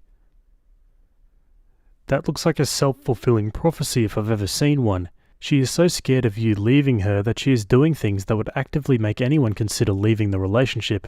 If by chance this got to a point that made you leave, she would then think, I knew it all along. It's not unusual that jealous people imagine the one that is trying to get their partner to be not only attractive, but also not jealous. I would assume most understand their behavior is a problem, at least on some level. Yep, I've experienced this exactly. An ex had a problem with a new member of my RPG group, and they kept making it bigger and bigger deal. I literally predicted, quote, if this keeps happening, we are going to end up breaking up, then what you fear will happen, and then I'll leave the country. But it kept going to the point where I ended up getting closer to this person because I was going through this crazy crap and didn't really have anybody else to talk to about it who understood. I was living in my ex's town where I had one friend whose ear I had already talked off about the subject. Surprise, surprise, a few months later, my prediction came true. Looking back, I'm glad though. I never would have moved back to this country and met my spouse or had my son. This is her problem. Being kind and patient and encouraging her to seek therapy is your path forward.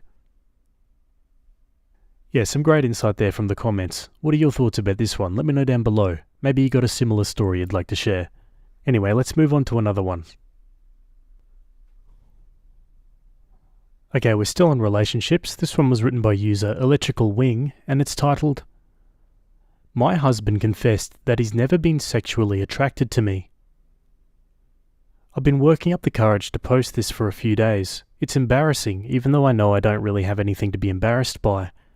My husband confessed that he's never been sexually attracted to me. I'm really devastated by this and just feel gross about myself.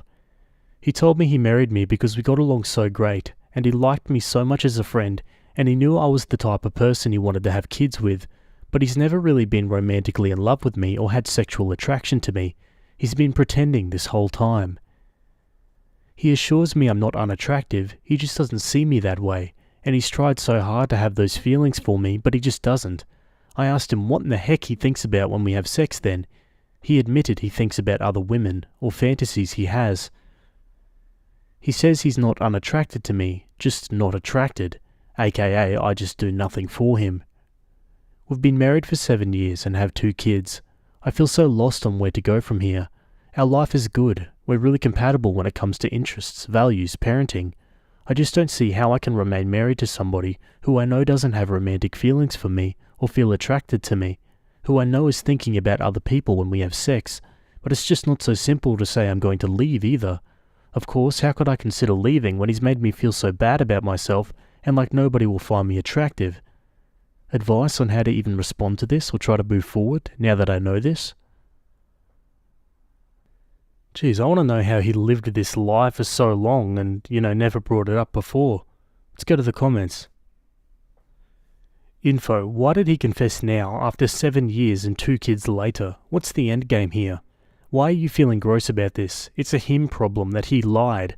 Also, how do you take away that no other man, out of roughly say 1 billion potentially eligible men in the world, will desire you just because he does not?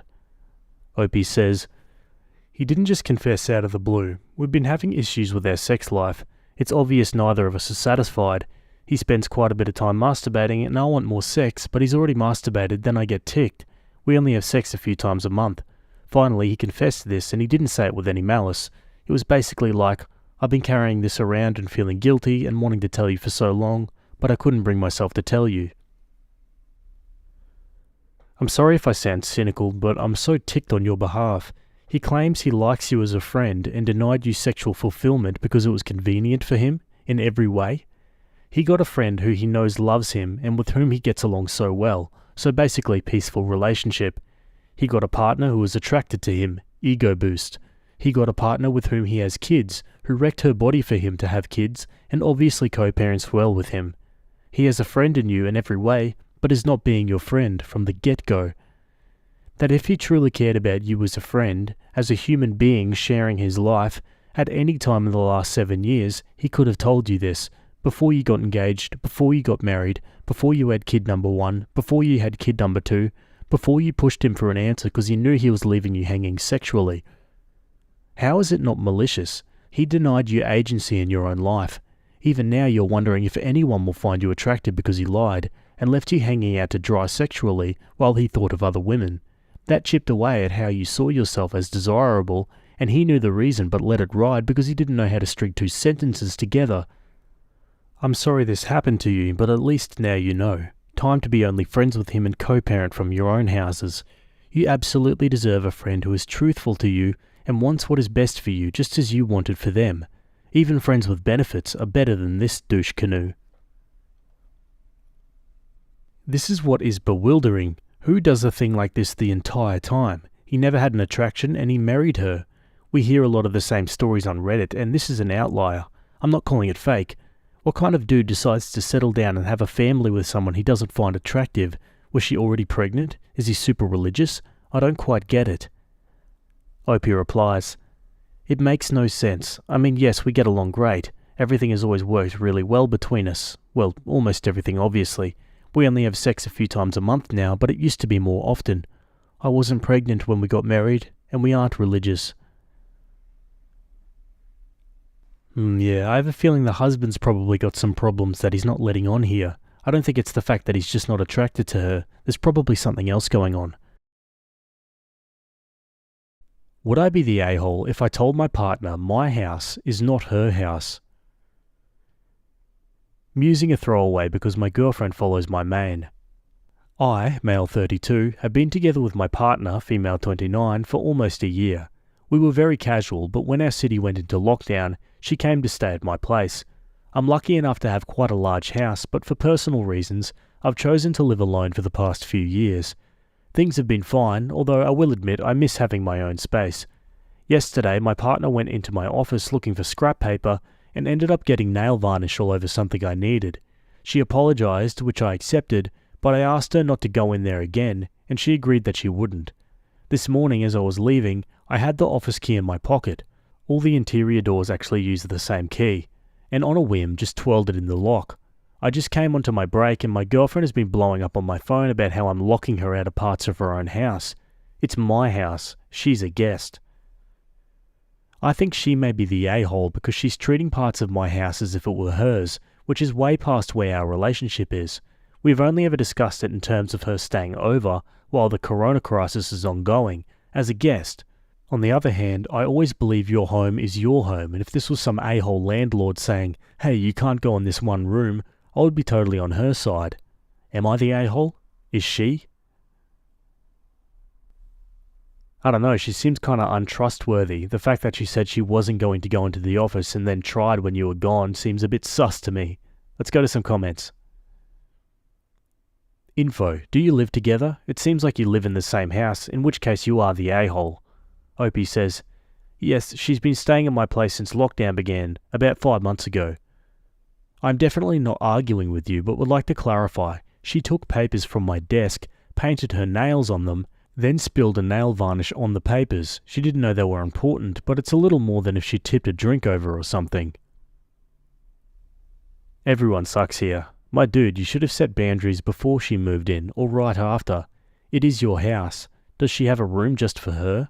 If not, then you are the a-hole if she's living there with no space to claim as hers alone.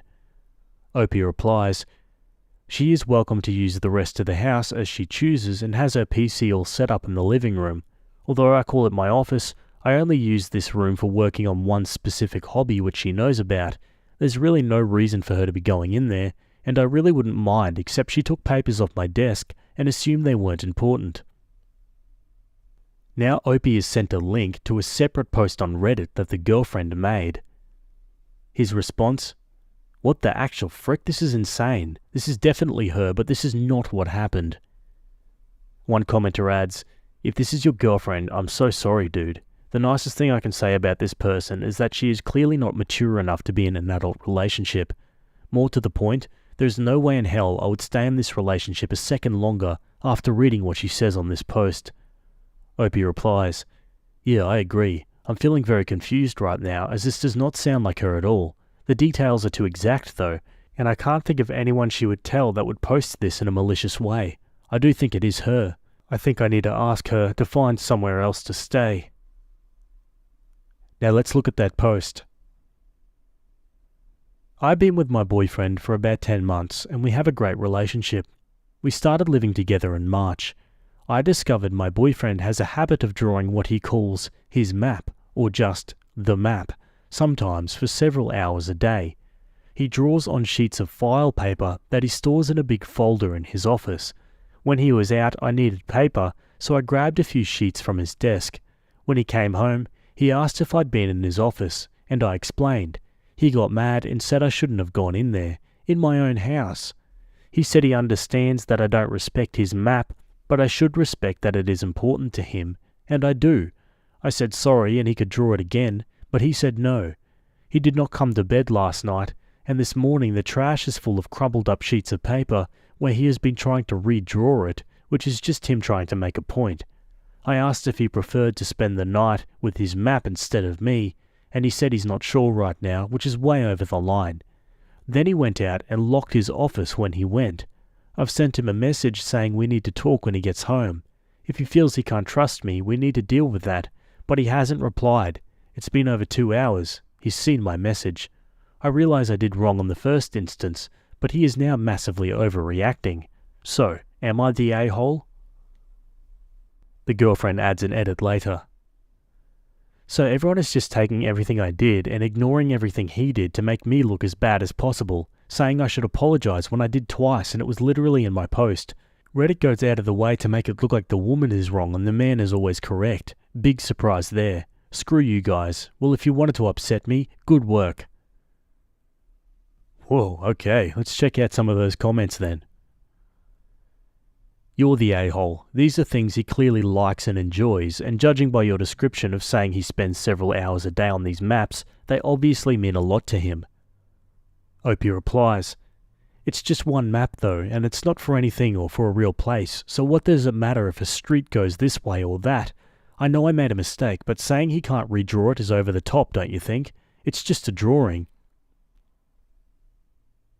You're the a-hole. Clearly this is important to him, and you went and destroyed it. You could have grabbed any paper, but you used the ones he had already drawn on. Clear a-hole move. Opie replies, that was a mistake I made. I thought it was scrap paper that he was just doodling on. Also, I didn't mean to destroy the sheets. They were still blank on the other side, so it's not like I scribbled over them. I agree, I should not have taken them, but I hope you agree he's taking it too far. So there was no other paper you could have used? You had to grab paper out of the file folder he keeps his map drawings in? I don't think he's overreacting at all. You destroyed something he made, and because it's not important to you, you don't think he should be upset, which is ridiculous. You need to apologize. You're the a-hole. And Opie replies, no, it was on his desk. I would not take paper out of his folder. I did apologize right away, but he's still mad a day later. And some final comments from the girlfriend. Why does everyone say I have a problem with his map? I don't. If he wants to spend hours in his office drawing his map, then fine, but he can't expect me to think the same. The map isn't even of anywhere, so how can it be wrong if he draws it again? I do respect him. I agree with everything you're saying, I really do. Everyone is making out that I deliberately went in there and destroyed his map. I didn't. It was an accident and only 10 sheets out of a full folder. I did apologize right away and again this morning. That's when he said he's not angry, just upset about it and left.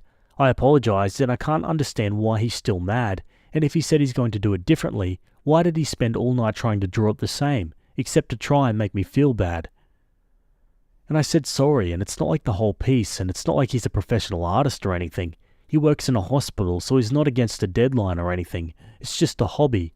I know I did wrong, but he is overreacting, and you guys are too. I made a mistake, but is it worth arguing about and not coming to bed? I mean, the girlfriend's denying it, but I can't help but feel like she's resentful of the fact that he spends hours on something that is not her.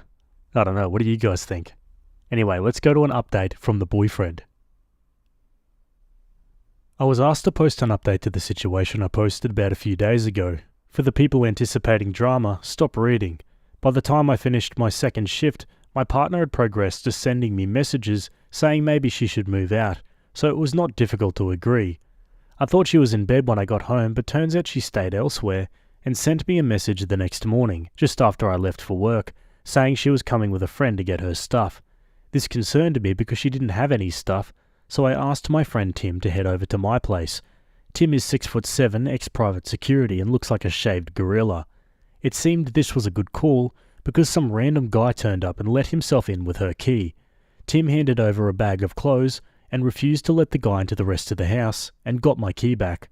I've sent her a few messages asking if there's anything else. There isn't, but not had a reply, so I think that's that. The only slightly spicy detail is that her room is frickin' trashed, and there's used condoms in the bin, so I guess her "maybe we should be exclusive" only applied to me, not her. Done and done. To address a few questions. Us. We met in November 2019, and before lockdown we had been on maybe a dozen dates and slept together a handful of times. We weren't exclusive, although I wasn't seeing anyone else, and I've always been upfront about not wanting a full-on relationship. With lockdown pending, she talked about not wanting to be cooped up in her parents' tiny apartment, and ended up moving into my place. We never thought it would be more than a few weeks.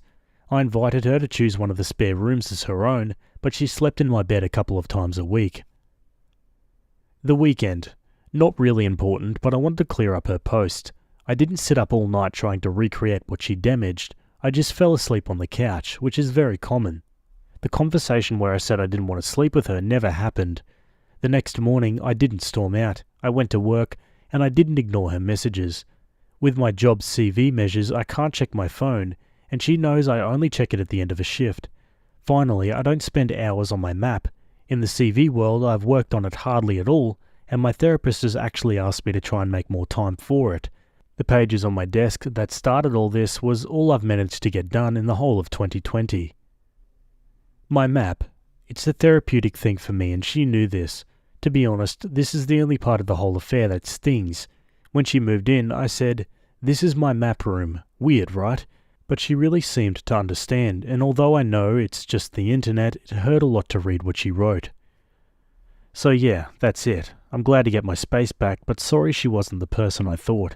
Sorry to anyone expecting drama, it was all pretty quiet in the end. I'll check this account a few more times if anyone would like to ask any questions. And one final comment for context from someone who knew Opie a little bit better. I saw your post about the map getting nail polish spilled on it. I remember this because I was one of the people who linked OP to his girlfriend's post. I spoke to him a bit and he told me about the map, and good lord, does it make her come off worse. His parents and sister had died in an accident, and he tried to end his own life, and wound up in hospital for, I think, quite a while. He had recurring dreams where he spoke to his family as they walked through a city. When he talked to a therapist about what had happened and about his family, he sketched maps of where they walked in his dreams.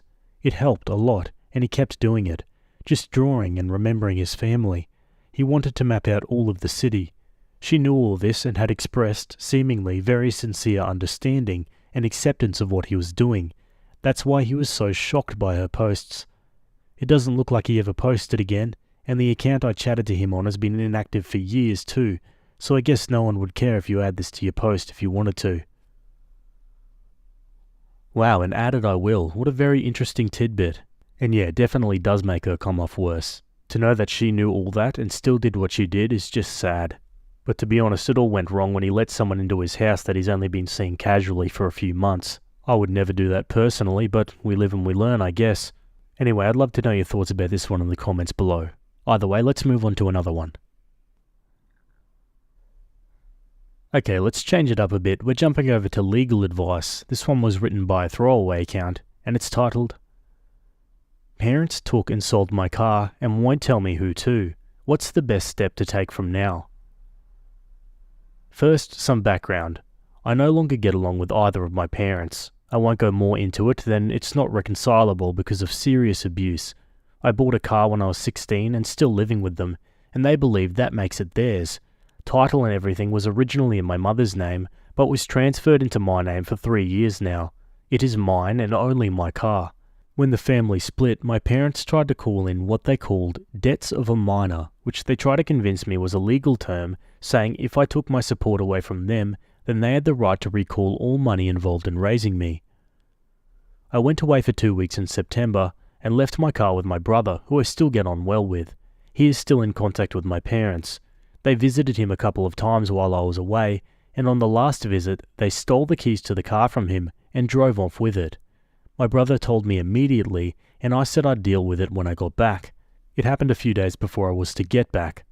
I went to my parents to get my car, and they said they'd sold it, and the $8,000 they sold it for was to go towards debts of a minor, and they informed me I now have only about $180K to go before I've paid them off. I called the police immediately to report it stolen, and they seemed to prefer to listen to my parents, who said the title was in their name. I have the title in my name, however. Advice from the police was to work it out between ourselves. Useless. So where I'm stuck now is I have no car, I have no keys to it. It's out there somewhere, my parents refuse to tell me where it is. It's my car and I can prove it. Who do I prove it to in order to have it retrieved? Are the police right in that I have to beg the people who took my car, my parents, to give it back? Is this a job for a lawyer or court or escalating it with police? I've never had to deal with the legal system before. Update, I went to the station in person and got a lot further with different officers who asked what happened before with the other officer, and rolled their eyes when I said his name. I have my brother fully on my side, and we both made statements. I've contacted my insurance. Gee, it's telling, isn't it, when other officers roll their eyes about the incompetence of another? You see it all the time. Just because they're family doesn't make it any less of a crime. Let's go to the comments. In addition to the excellent advice of going to the police, contact your insurance and contact the Canadian DMV. In the former case, they will make you hold while all this gets sorted out. In the latter case, they will be on the lookout for your car if the new buyer tries to register it or order a new title. At some point, the buyers are going to try to register the car and find that the title they have isn't valid. Be aware that if by some chance they are successful, once the license tag changes, the odds of getting your car back go way down. Spoiler alert, your parents never sold the car and still have it. Your car has been stolen. Go to the police station with the title, report it stolen, then tell them who stole it and begin pursuing criminal charges for felony theft. You are 100% in the right here. As a side note, because of your abuse, You've been programmed to think that everything is your fault. It's how you were raised and how you view things. The line of thinking of, if I was careless with the keys, is a symptom of this and is heartbreaking. Please begin taking steps to completely get your parents out of your life and get some counselling to rebuild your view of yourself. Debts of a minor. You realise you have no obligation if you're older than 18 to financially pay them back, right? They can kick you out or cut off any monetary support they have for you, but you don't have to pay your parents back for raising you. Also, if they sold the car in your name and the title was in your name, go to the police station with that and refile that it's been stolen. Bring the proof. Also, if you do not have the title and it's in your name, you can obtain a duplicate via this website. Also, I just realised I said Canada before for CA, but it's actually California. My bad. Opie replies, when I first left home, I realised very quickly that debts of a minor isn't a thing. I owe them nothing. Title is definitely in my name. I'll try again with the police with documentation at the station. Don't call the police station again. Go down there with the title and registration showing that the car belongs to you and report it stolen. I'm not entirely sure you have to mention that your parents stole it and sold it. The person who bought it without a title will be SOL and need to recoup their costs from your parents. After this all comes to light, there is a chance your parents will be charged. Opie replies, except for the buyer, that would be the best possible outcome. Thank you for the comment. Is there any possibility of any fallout on me from the buyer? Say if it was proven I was careless with the keys and that led to a whole problem. Hope it's not a stupid question. I'm not afraid to admit I'm really ignorant of the law and also paranoid about my parents and their actions. Okay, let's go to an update, see what happened. Thanks for the replies when I originally posted. All I needed was a more with it police officer. I went in person with all the documentation proving that my car is my vehicle and with my brother, and stated clearly that my car had been stolen and sold and we knew who did it. The officer I dealt with this time treated everything seriously and listened to us both. I had my car back within 2 days.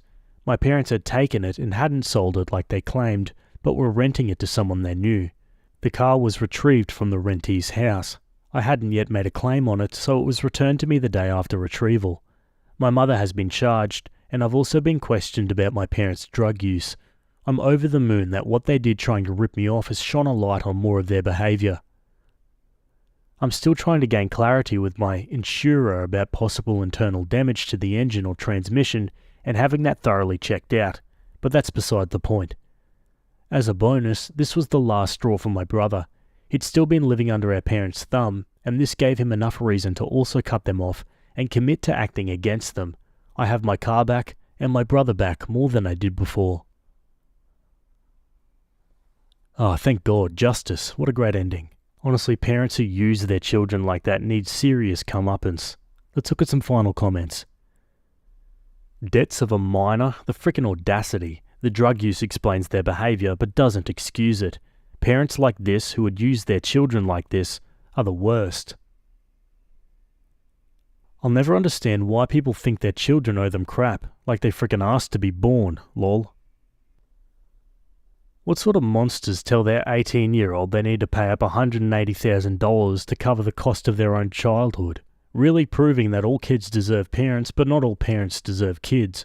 I hope Opie and their brother are still no contact with the parents and are doing well for themselves 6.5 years later. Yeah, absolutely. Me too. Am I the a-hole for not respecting my roommate's curfew? I'm in a fight with my roommate and my friend suggested I get additional options on here. Some background. I'm a freshman in college living in a dorm and got a randomly assigned roommate. We live very different lifestyles. I like to stay up late and sleep in late, and she likes to go to bed early and wake up early. At the beginning of the year, she told me she likes to go to bed early and is a light sleeper, and I told her I like to stay up late, and we came to the agreement that she could turn out the light at any point and I would be quiet after that. She goes to bed 9 to 11-ish, and I often get ready for bed and lay in bed at these times out of respect. However, there are generally 2 to 3 nights a week, one of which is a weekday, that I stay up and out past this time. I keep the light off and do nothing more than crawl into bed when I return home, 12 to 3-ish. About 3 weeks ago, my roommate told me she doesn't like me staying out late because it affects her sleep and that she wants me back by 12. My friends have made fun of me since because out of respect for her, I have, except for a few exceptions, left parties, study sessions, and hangouts early to get home on time. On Monday night, I was out playing board games with friends and lost track of time. I noticed it was 12:30, and out of respect for her, I decided to pull an all-nighter with my friends in the common room.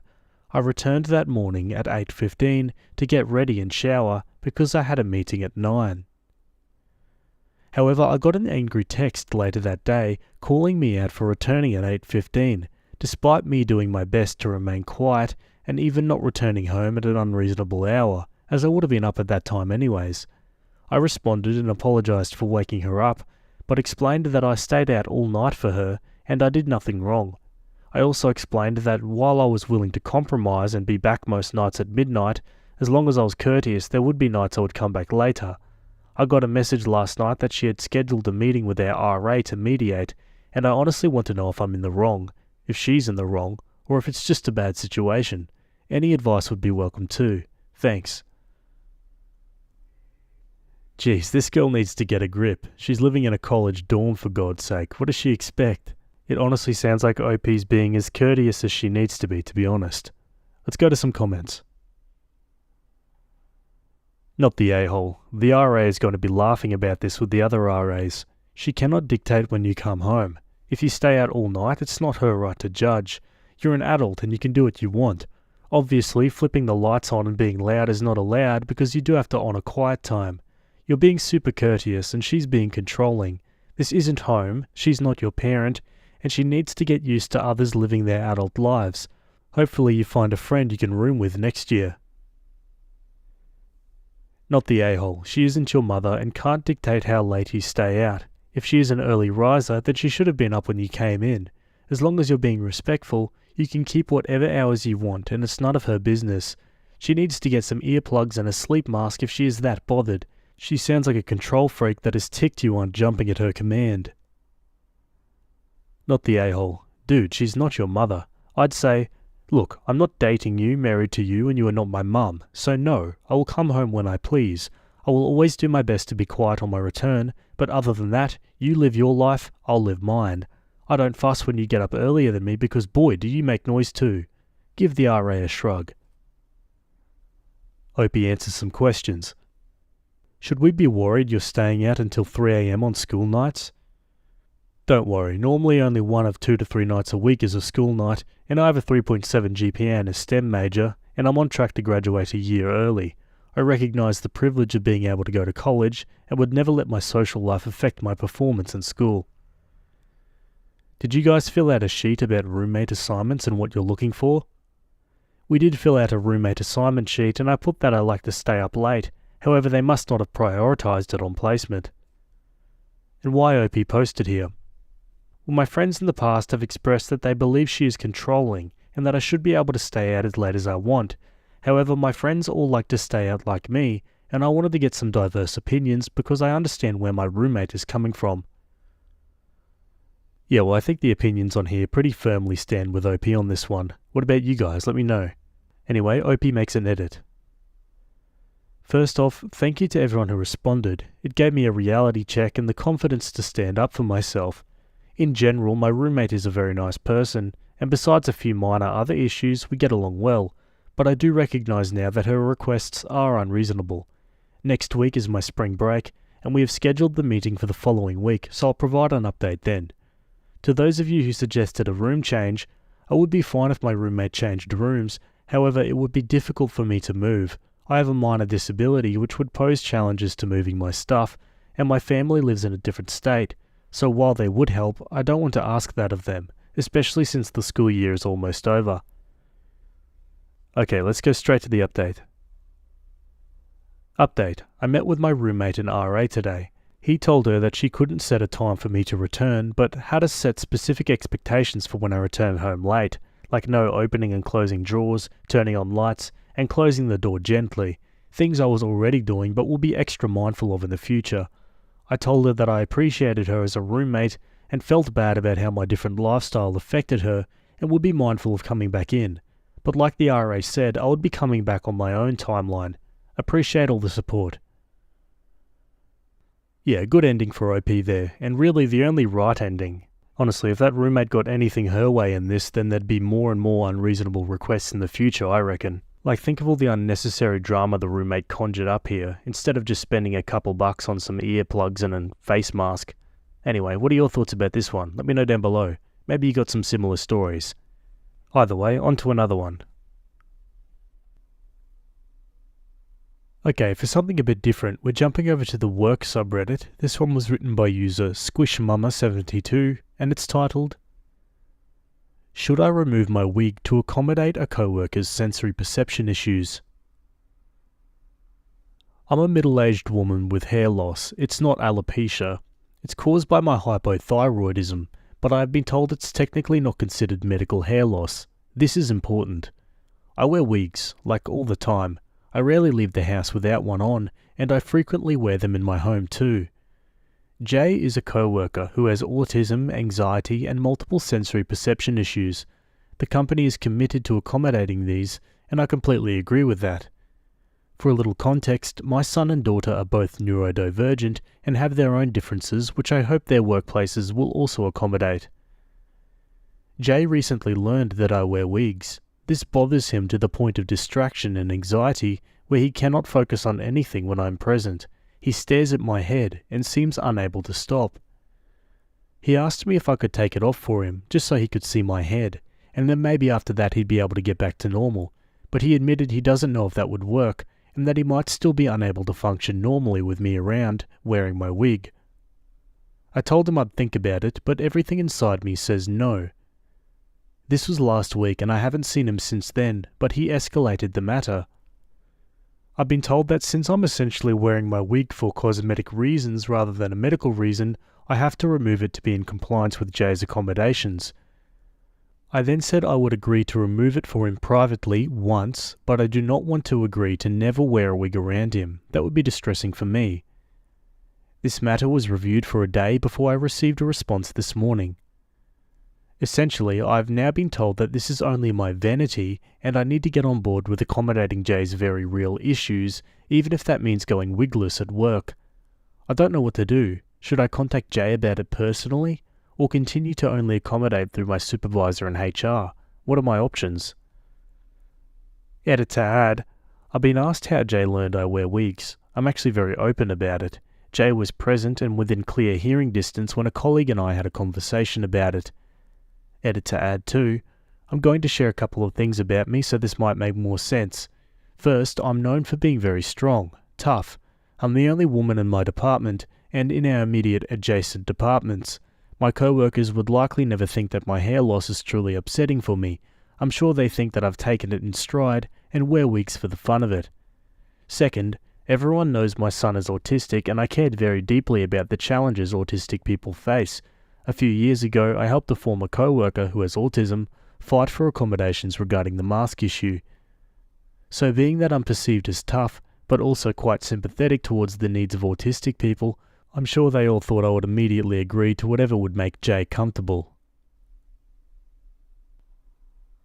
Yeah, geez, OP's in a tricky spot here. What's BS about this is the fact that her hair loss isn't under medical hair loss, which is just stupid in my opinion.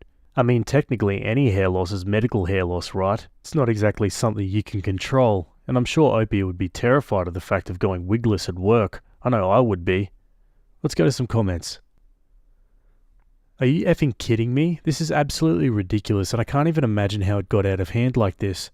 First of all, you need to find your backbone. Why would you agree to such an intimate act with a co-worker? Secondly, you need to get another opinion on if this is a medical issue. It's a medical issue, regardless of what it's considered. It should fall under the ADA.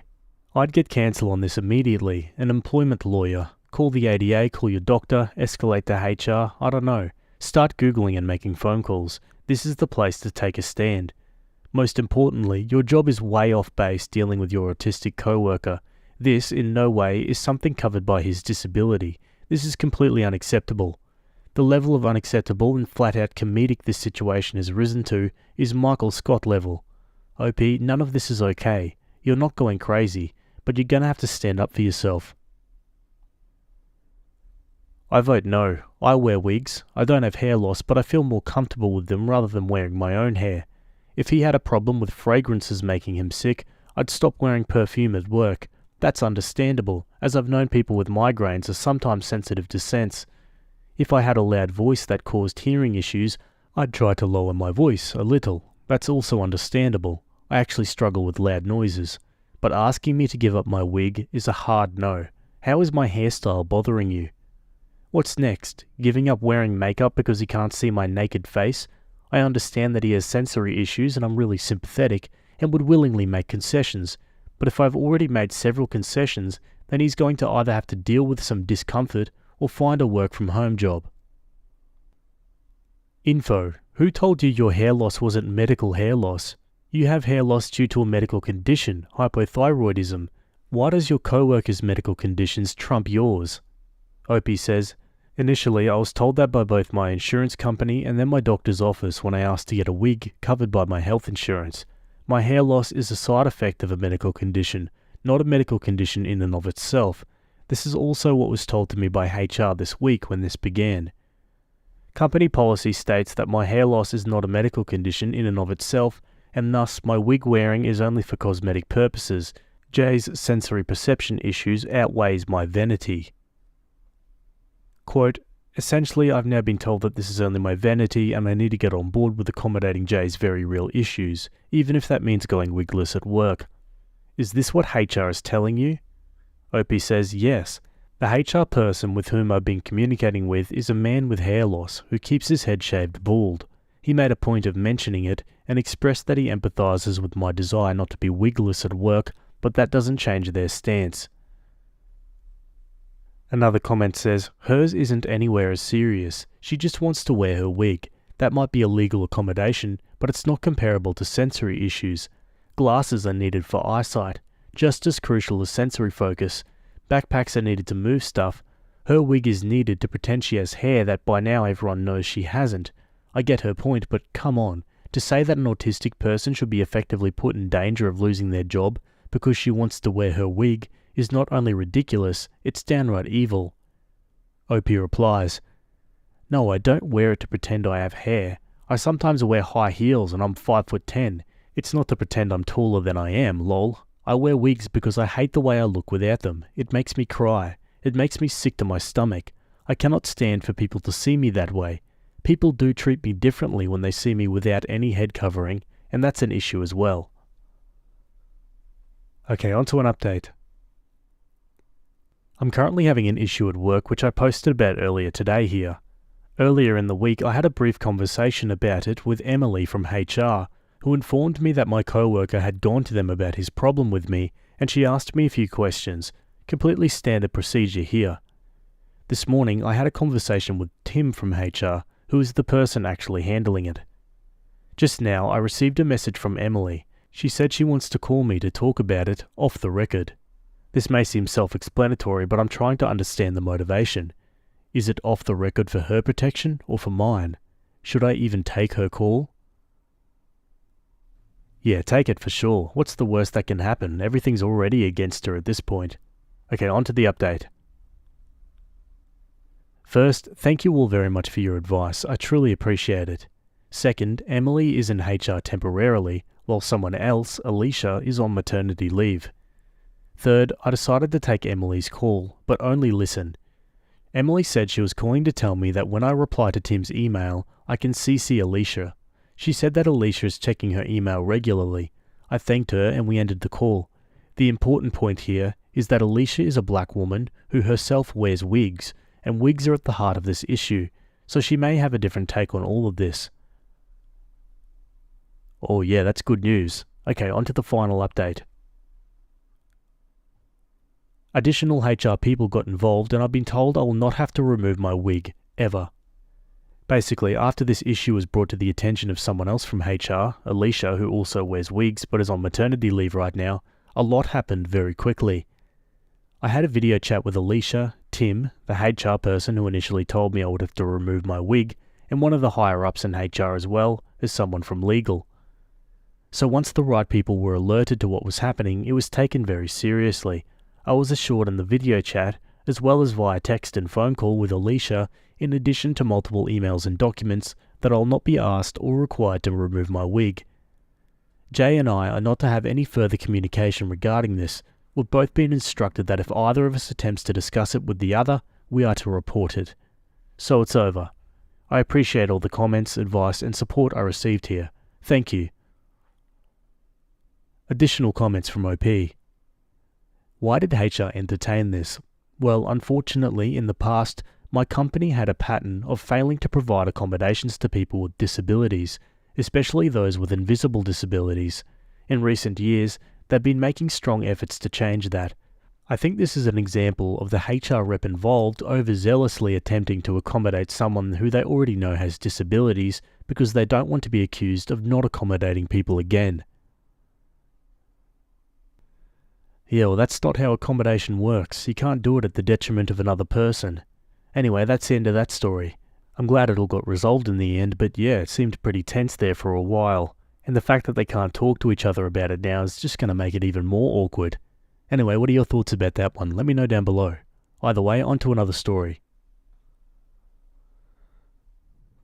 Okay, we're jumping back over to relationships. This one was written by user Pit Piccolo, and it's titled, I am questioning our plans to move in together because my boyfriend can't tell me he loves me. I've been dating my boyfriend for more than 10 months and it's honestly been wonderful. We get along so easily. He is attentive to my needs, a warm and welcoming person for the most part, and has integrated me into his life, introducing me to family and friends. His lease will expire next February and he brought up searching for a new place together. We've started looking at apartments, but I feel increasingly insecure in the relationship and I'm looking for advice on how to move forward. The first time I shared my feelings for him, I told him I was falling in love after 4 months of dating.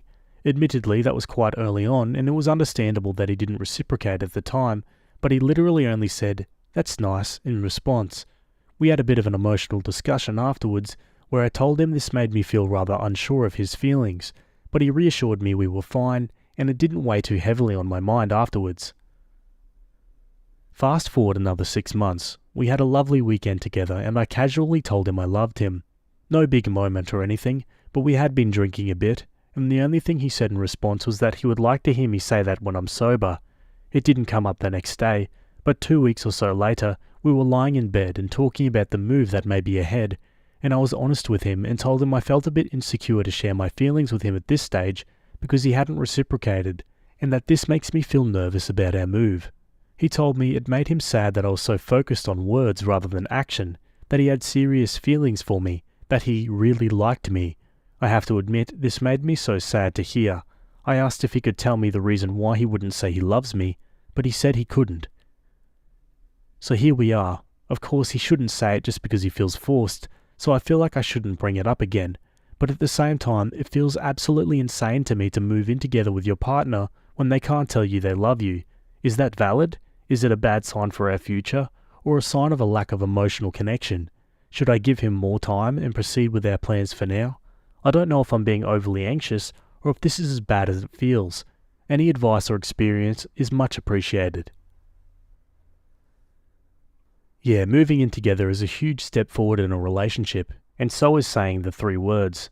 I think it's safe to assume that the I love you has to come first. So yeah, I think moving in together at this point would probably be a dangerous idea. Let's go to some comments. My mum's first marriage was to a man who never told her he loved her, and it was a huge mistake. My dad tells her every single day. I wouldn't recommend moving in with someone who can't say it based on what she shared with me. I would never move in with someone if they didn't love me. That's a serious relationship step, and it's very weird to cohabitate with someone who doesn't love you. If he loved you, he would tell you. Before I met my husband, I was in a relationship with a guy for over a year. I told him that I loved him, and he said that I made him feel special. I asked if he loved me, and he just said he likes me a lot and enjoys my company. My feelings were hurt, so I started slowly pulling away from him in the relationship. He liked me so much that he didn't even notice I was pulling away from him. Eventually I dumped him, and he shrugged and immediately moved on. Then, after I got married, he drunk called me after not speaking to him for several years, told me that I was the one that got away and that he needs another chance to show that he loves me. I said, why should I give you a chance when I have a husband who has proven time and time again through actions and words that he genuinely cares about me? What have you shown me? He couldn't answer and started rambling, and I just hung up on him mid-ramble. All of that to say is never move in with someone who isn't as serious about you as you are them.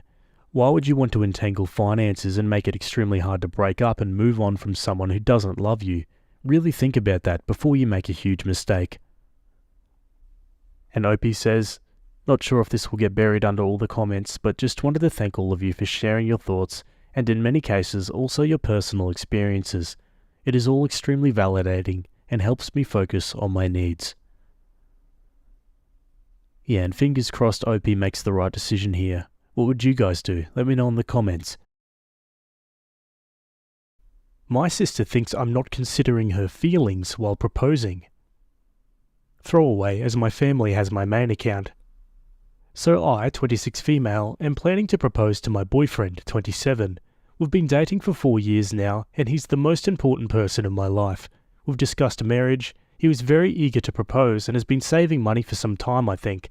He's an artist and doesn't make quite as much, but he's way too proud to let me pitch in. Well, around last month, his mum had a surgery.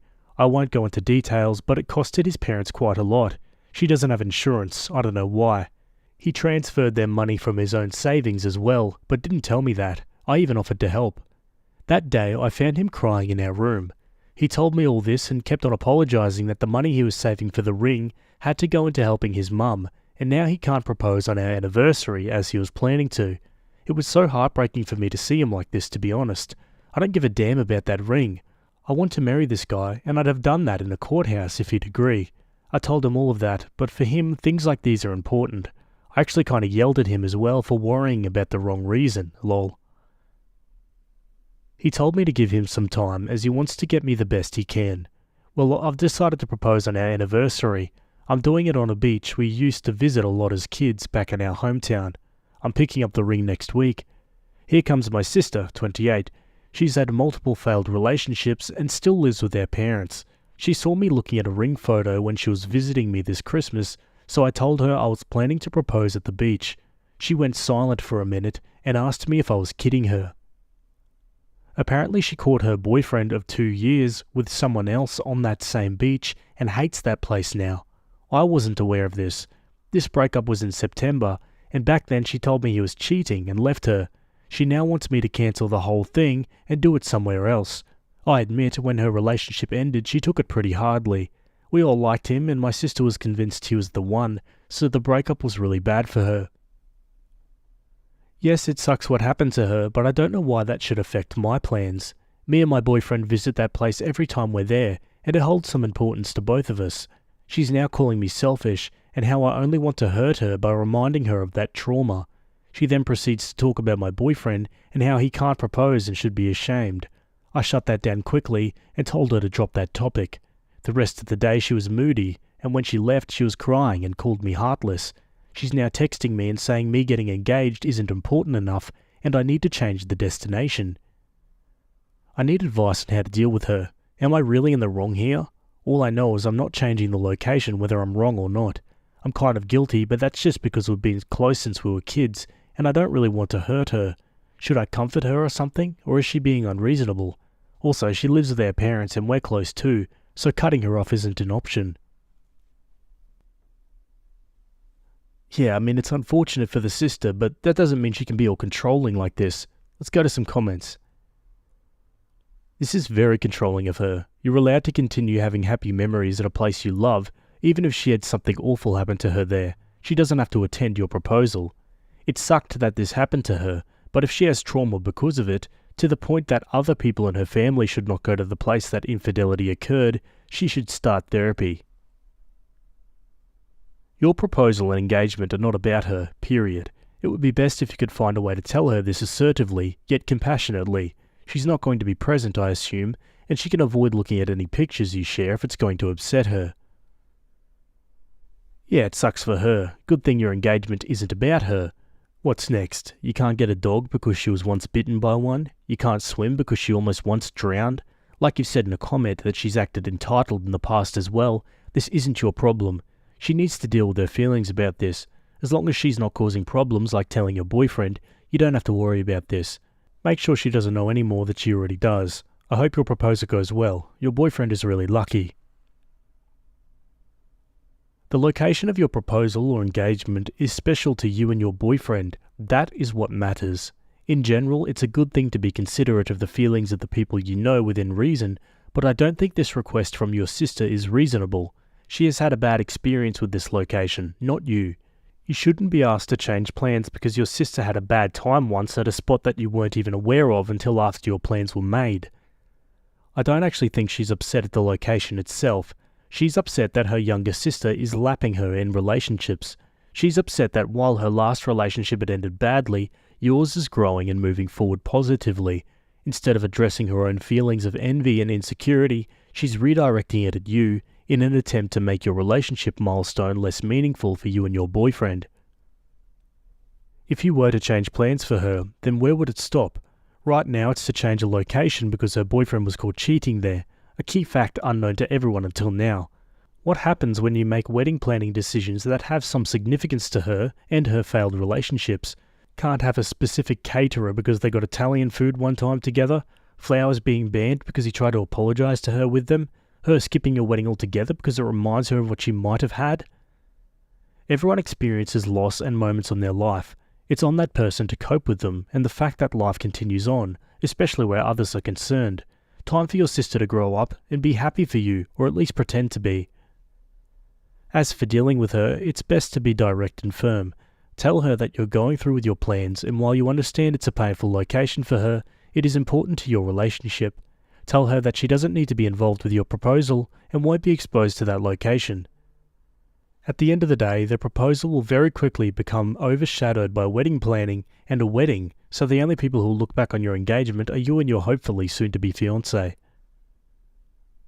Yeah, well said by the comments there, and I 100% agree. I think we get the picture. Opie makes a couple edits and then an update. Edit. As some have mentioned in the comments that this proposal might be emasculating to my boyfriend, I know him, and if it was actually something I'd be taking away from him, I'd obviously never do it. We wanted to be engaged on our 5-year anniversary, and I think that's what he was guilty about, plus some stress about his mum's health. Thanks for the concern, but I know he'll love it. Edit 2. Thank you for the response, but I've seen some comments accusing my boyfriend and his parents of being immature and selfish. This is completely false. Be kind here, please. His parents are lovely people. Yes, they're financially struggling, and my boyfriend decided to help his parents. I'd have been mad if my boyfriend decided to spend his money on a ring instead of helping his mum. About the insurance thing, I only know half of the story yet, and it's not because his parents are immature. I'll be talking to him about this later on. And he didn't spend all his savings. His actual savings are separate from the money he was saving for the ring. And edit 2. Y'all, I'm proposing tomorrow. I did talk to his mum about it just to make sure I'm doing right by proposing, and she agrees. Wish me luck. Okay, on to that update. Thank you for your responses. Many people wanted an update, so here it is. After that incident, my sister called me 2 days later, asking if I finally realised how insensitive I've been to her, and she wants me to apologise. Yeah, exactly. I told her, yes, she's my family and I love her, but she can't expect everyone to work according to her feelings. I didn't tell her if I was still going ahead with the plan because honestly, I was afraid she'd try to ruin it or something. I hung up and refused to answer when she called. I took the advice and refused to share any details with my parents and her. They called the same day asking me to care for her sister's feelings as well. I wasn't expecting much from my parents anyway. They just want us at peace and don't really care much. Now onto the proposal. We were visiting a friend in our hometown who just had a baby and stayed there overnight. Went to the beach and, well, I proposed. It went exactly how I wanted it to be. We were walking. I then got on one knee and started my speech about how I love him, etc., etc. I kid you not, I wasn't even 30 seconds in when he hugged me and got emotional. It was so beautiful. I couldn't stop smiling. He was so happy with the ring I selected. We said some sweet words, got all emotional. It was perfect. He also said how he loved that it happened at the beach. So yes, my sister can go screw herself. We then went out to dinner and he couldn't stop smiling. He even told the waitress, my girlfriend just proposed to me, I'm engaged. So yeah, whatever doubt I had about him not liking being proposed to vanished. We had a great night. Later, when we were about to sleep, I still did ask him if he really was okay with me proposing because of how upset he was about the ring. He told me he was upset because he felt like he was letting me down by not getting a ring and instead helping his mum. She's doing good, by the way. And he still says he wants a ring on my finger soon. We talked stuff out and we're good. I couldn't have asked for a better day. Now, the original plan was to go and visit my parents after we're done visiting our friends, but I wasn't sure because of the whole thing with my sister, so I called my parents and told them I'm engaged. They did congratulate us, but were not happy because I haven't been answering their calls. I asked them if those were calls to make me change my mind about the proposal, and they said yes. I told them it obviously wasn't happening. Asked them if they still wanted me to visit them, and they said yes. My sister then called saying she can't believe how petty and immature I'm being, and how I just had to go ahead and ruin her day. I didn't even mention the engagement to her, my mum did. I told her the same thing again. Whatever happened to her wasn't my problem, and I won't be changing my plans because of her inability to deal with her emotions. She then said, "Congratulations on your engagement. Don't worry, it won't last." I hung up. So it's safe to say we won't be talking for the foreseeable future. We didn't visit our parents and spent the next day with our friends as well, and then left. My parents don't blame me, but want me to fix this because, quote, "you know how your sister is." I'm done with her though. I was guilty only because I actually felt like I was hurting her, but she had no problem talking crap about my boyfriend and my engagement. But well, I have a fiancé. Have a good day. Okie dokie guys, and that's the end of that story. Yeah, pretty good ending there. Other than the thing with the sister, I feel like everything went pretty well here, especially the proposal. It sounded great. Anyway, what are your thoughts about this one? Let me know down below. Okay, on to another story. Okay, this next one was written by user Super Stealthy and Slick, and it's titled, "Someone sent me a video of my drunk boyfriend being harassed at a party, and I don't know how to bring it up to him. Sorry, throwaway account. I really don't want him or my friends to see this. Me and my boyfriend have been dating for 4 years. I'd thought we'd been really open to each other about everything important. I know he goes out with friends every once in a while to have drinks. I've never had any reason to worry about it, but the day before yesterday, I got a text from a number I don't know. I can't even think of one of his friends that would have my number. They only sent a video of my boyfriend at, I guess, a house party. I don't recognize anyone else there. He's clearly smashed, falling over himself and incoherently talking. And this group of like 15 people are just effing with him. These guys are pulling him around and holding him down while he just gets more visibly upset. They held his arms behind his back until he was in tears. They were pushing beers in his face and dumping them on him until he gagged. He looked awful, almost sick. It was only about a minute long and I have no idea what was really going on. It made me ill. I don't know what to say. I can't even remember the last time he went out long enough for something like that to happen. He hasn't been acting differently. I don't want to bring it up out of the blue, but it was really disturbing to me. I don't know how he'd end up in a situation like that, and I can't believe he didn't mention anything about it to me. I can't get it out of my head. But how do you even ask about that? Yeah, geez, that's pretty grim. Honestly, I would expect some other problems going on with him if he is, like you said, getting in situations like that and being so completely hammered at a party that you can't even defend yourself. I mean, people who feel inclined to drink that much generally have other issues going on as well. Let's check out the comments.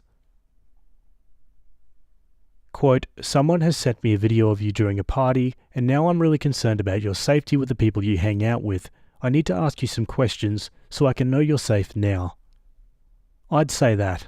I'd have to. It seems very obvious to me that whoever sent you this video intended to shame your boyfriend and bully him further. The first thing you need to do is to be clear it did not work. Your concern needs to be for his safety, and your clear communication needs to be that nothing he does, no matter how drunk he gets, validates or excuses people treating him this way. Do not be the tool of his bullies. Be clear that his safety from abusers is your only concern. If he says he'll stay the F away from those people, tell him you're glad and you're proud of him. Ask if he wants to talk about it any further. Don't demand. The only answer you need is that he is currently safe from danger and abuse. Yeah, spot on. And I think I should clarify as well that while I said that he might have other issues going on about drinking, that obviously doesn't excuse anything these people are doing to him in that situation. Another commenter says, This is some type of videotaped assault and poisoning in my opinion. The video depicts a very dangerous situation your boyfriend was in. I'd actually run this by the legal subreddits and see if you need to make a police report and get a lawyer. This is awful abuse with alcohol that can poison, and if people are able to be identified, they perhaps have been videotaped breaking the law and deserve prosecution. This is very disturbing, and your boyfriend was put in a dangerous situation. He should not be ashamed. He should be livid. These people should be outed publicly in a police report, in my opinion. Yeah, I mean, that's a good point, actually. They were probably feeding him drinks all night, in turn lowering his inhibitions. That just makes it even more sinister. Another comment says, I think it's important you show him, even if it might upset him. It sounds like he was in an incredibly dangerous situation with people who couldn't care less about his safety. Can you guess about when it was taken? Is there any point over your long-term relationship where he might have seemed withdrawn for no reason? I'd have to ask him about it. If he was that drunk, it's possible he doesn't even remember it and continues to hang out with these people who are clearly not his friends. You've known him for 4 years. Does he look 20 or 16? Do you recognize his clothes as what he wears now or in the past? Look for little clues as to a timeline. Or he knows it happened, and it was a one-off that his friends were just screwing with him because he got so drunk. Way too far, but I don't know these people. Either way, it warrants a conversation. He may be embarrassed, but if he can't discuss it with you after 4 years together, I won't say it's a problem per se, but you two should be able to talk about pretty much most things by now. Opie replies, It has to at least be within the past month or so. I can tell just by his hair. I'm just so confused. He's never been the type to hang out with cruel people like that. Okay guys, and that's all for that one right now. What would you do in this situation? Let me know in the comments. But yeah, I agree with that last comment. They've been together for 4 years and they should be able to talk about things like this. There's a good chance he didn't remember it, but it's still worth reflecting on what they did to him. Anyway, leave your thoughts and we'll jump to another story. Okay, well, on the same subreddit, this one was written by user BathroomBreak85 and it's titled, My husband is in the bathroom all the time and it's affecting our relationship. Throwaway because I have friends on Reddit. The title basically sums it up pretty well. My husband is always in the frickin' bathroom, for hours sometimes. He says it's not because he's scrolling on his phone, but I have trouble believing him. I asked him to go without and he refuses. He says his bowels move really slowly when he's in there. He's in his own world.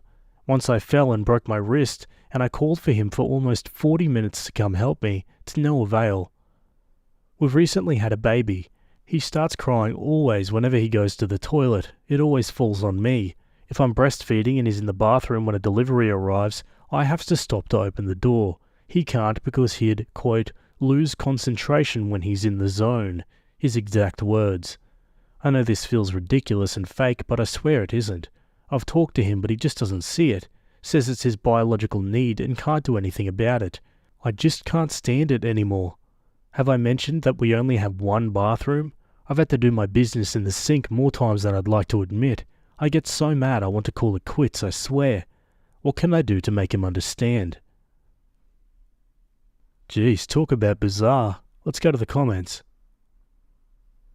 If he's actually taking that long and he's spending the entire time working to poo, he needs a doctor and change in diet. If he's not actually pooping the whole time, then you need to have a come to Jesus talk. You broke your wrist and he wasn't available. Your child cries and he's not available. He's abandoning you for a toilet and that's unacceptable and he's being selfish. I never thought I would say this, but if you're with someone who refuses to go to the doctor when it takes them hours every day to take a crap and leaves you to pee in a sink, suffer with a broken bone for 40 minutes while they continue to crap, and leaves you with a crying infant, you should be telling them to go find another place to live where they can have all the time they want to ruin their bowels. Guy needs a medical exam, likely more fibre in his diet, better bowel habits, sitting on toilet for hours trying to force a crap is awful for you, and a whole character replacement at this point. He's acting like an immature, irresponsible child. My answer is the same if he's just hiding in there to watch porn or whatever, because while he may not have a medical issue, he's a liar and remains a crappy partner and father. Yeah, like if he really is there to do the business, this guy would have raging hemorrhoids, I reckon. But something tells me he's not just doing a number 2. Hope he makes an edit. When I wrote the post, I was outraged after a discussion, so I think I left out a few important things. When the wrist thing happened, he felt really awful. He did not say chill, woman. And he's done this since he was a kid. His dad used to do it before him too, confirmed by mother-in-law. So I highly doubt it's porn addiction, drugs, or cheating, which is why I don't know how to handle this. He says he doesn't know any better. If I make him leave the toilet, he has to go back in a few minutes because he wasn't done. The phone has only made it worse because it provides entertainment, and he takes even longer. I've asked to go to the doctor, therapy. I don't want to leave over a silly thing like a bathroom, but I'm honestly at a loss here. Yeah, it goes without saying, he really needs to see a doctor if this is legit. Anyway, that's all we got for that story. I'll keep an eye out on an update. Either way, I'd love to hear your thoughts, and that's it from me today. Hope you guys enjoyed those stories, thanks for making it to the end, and I'll see you all in the next video. Have a good day. Cheers.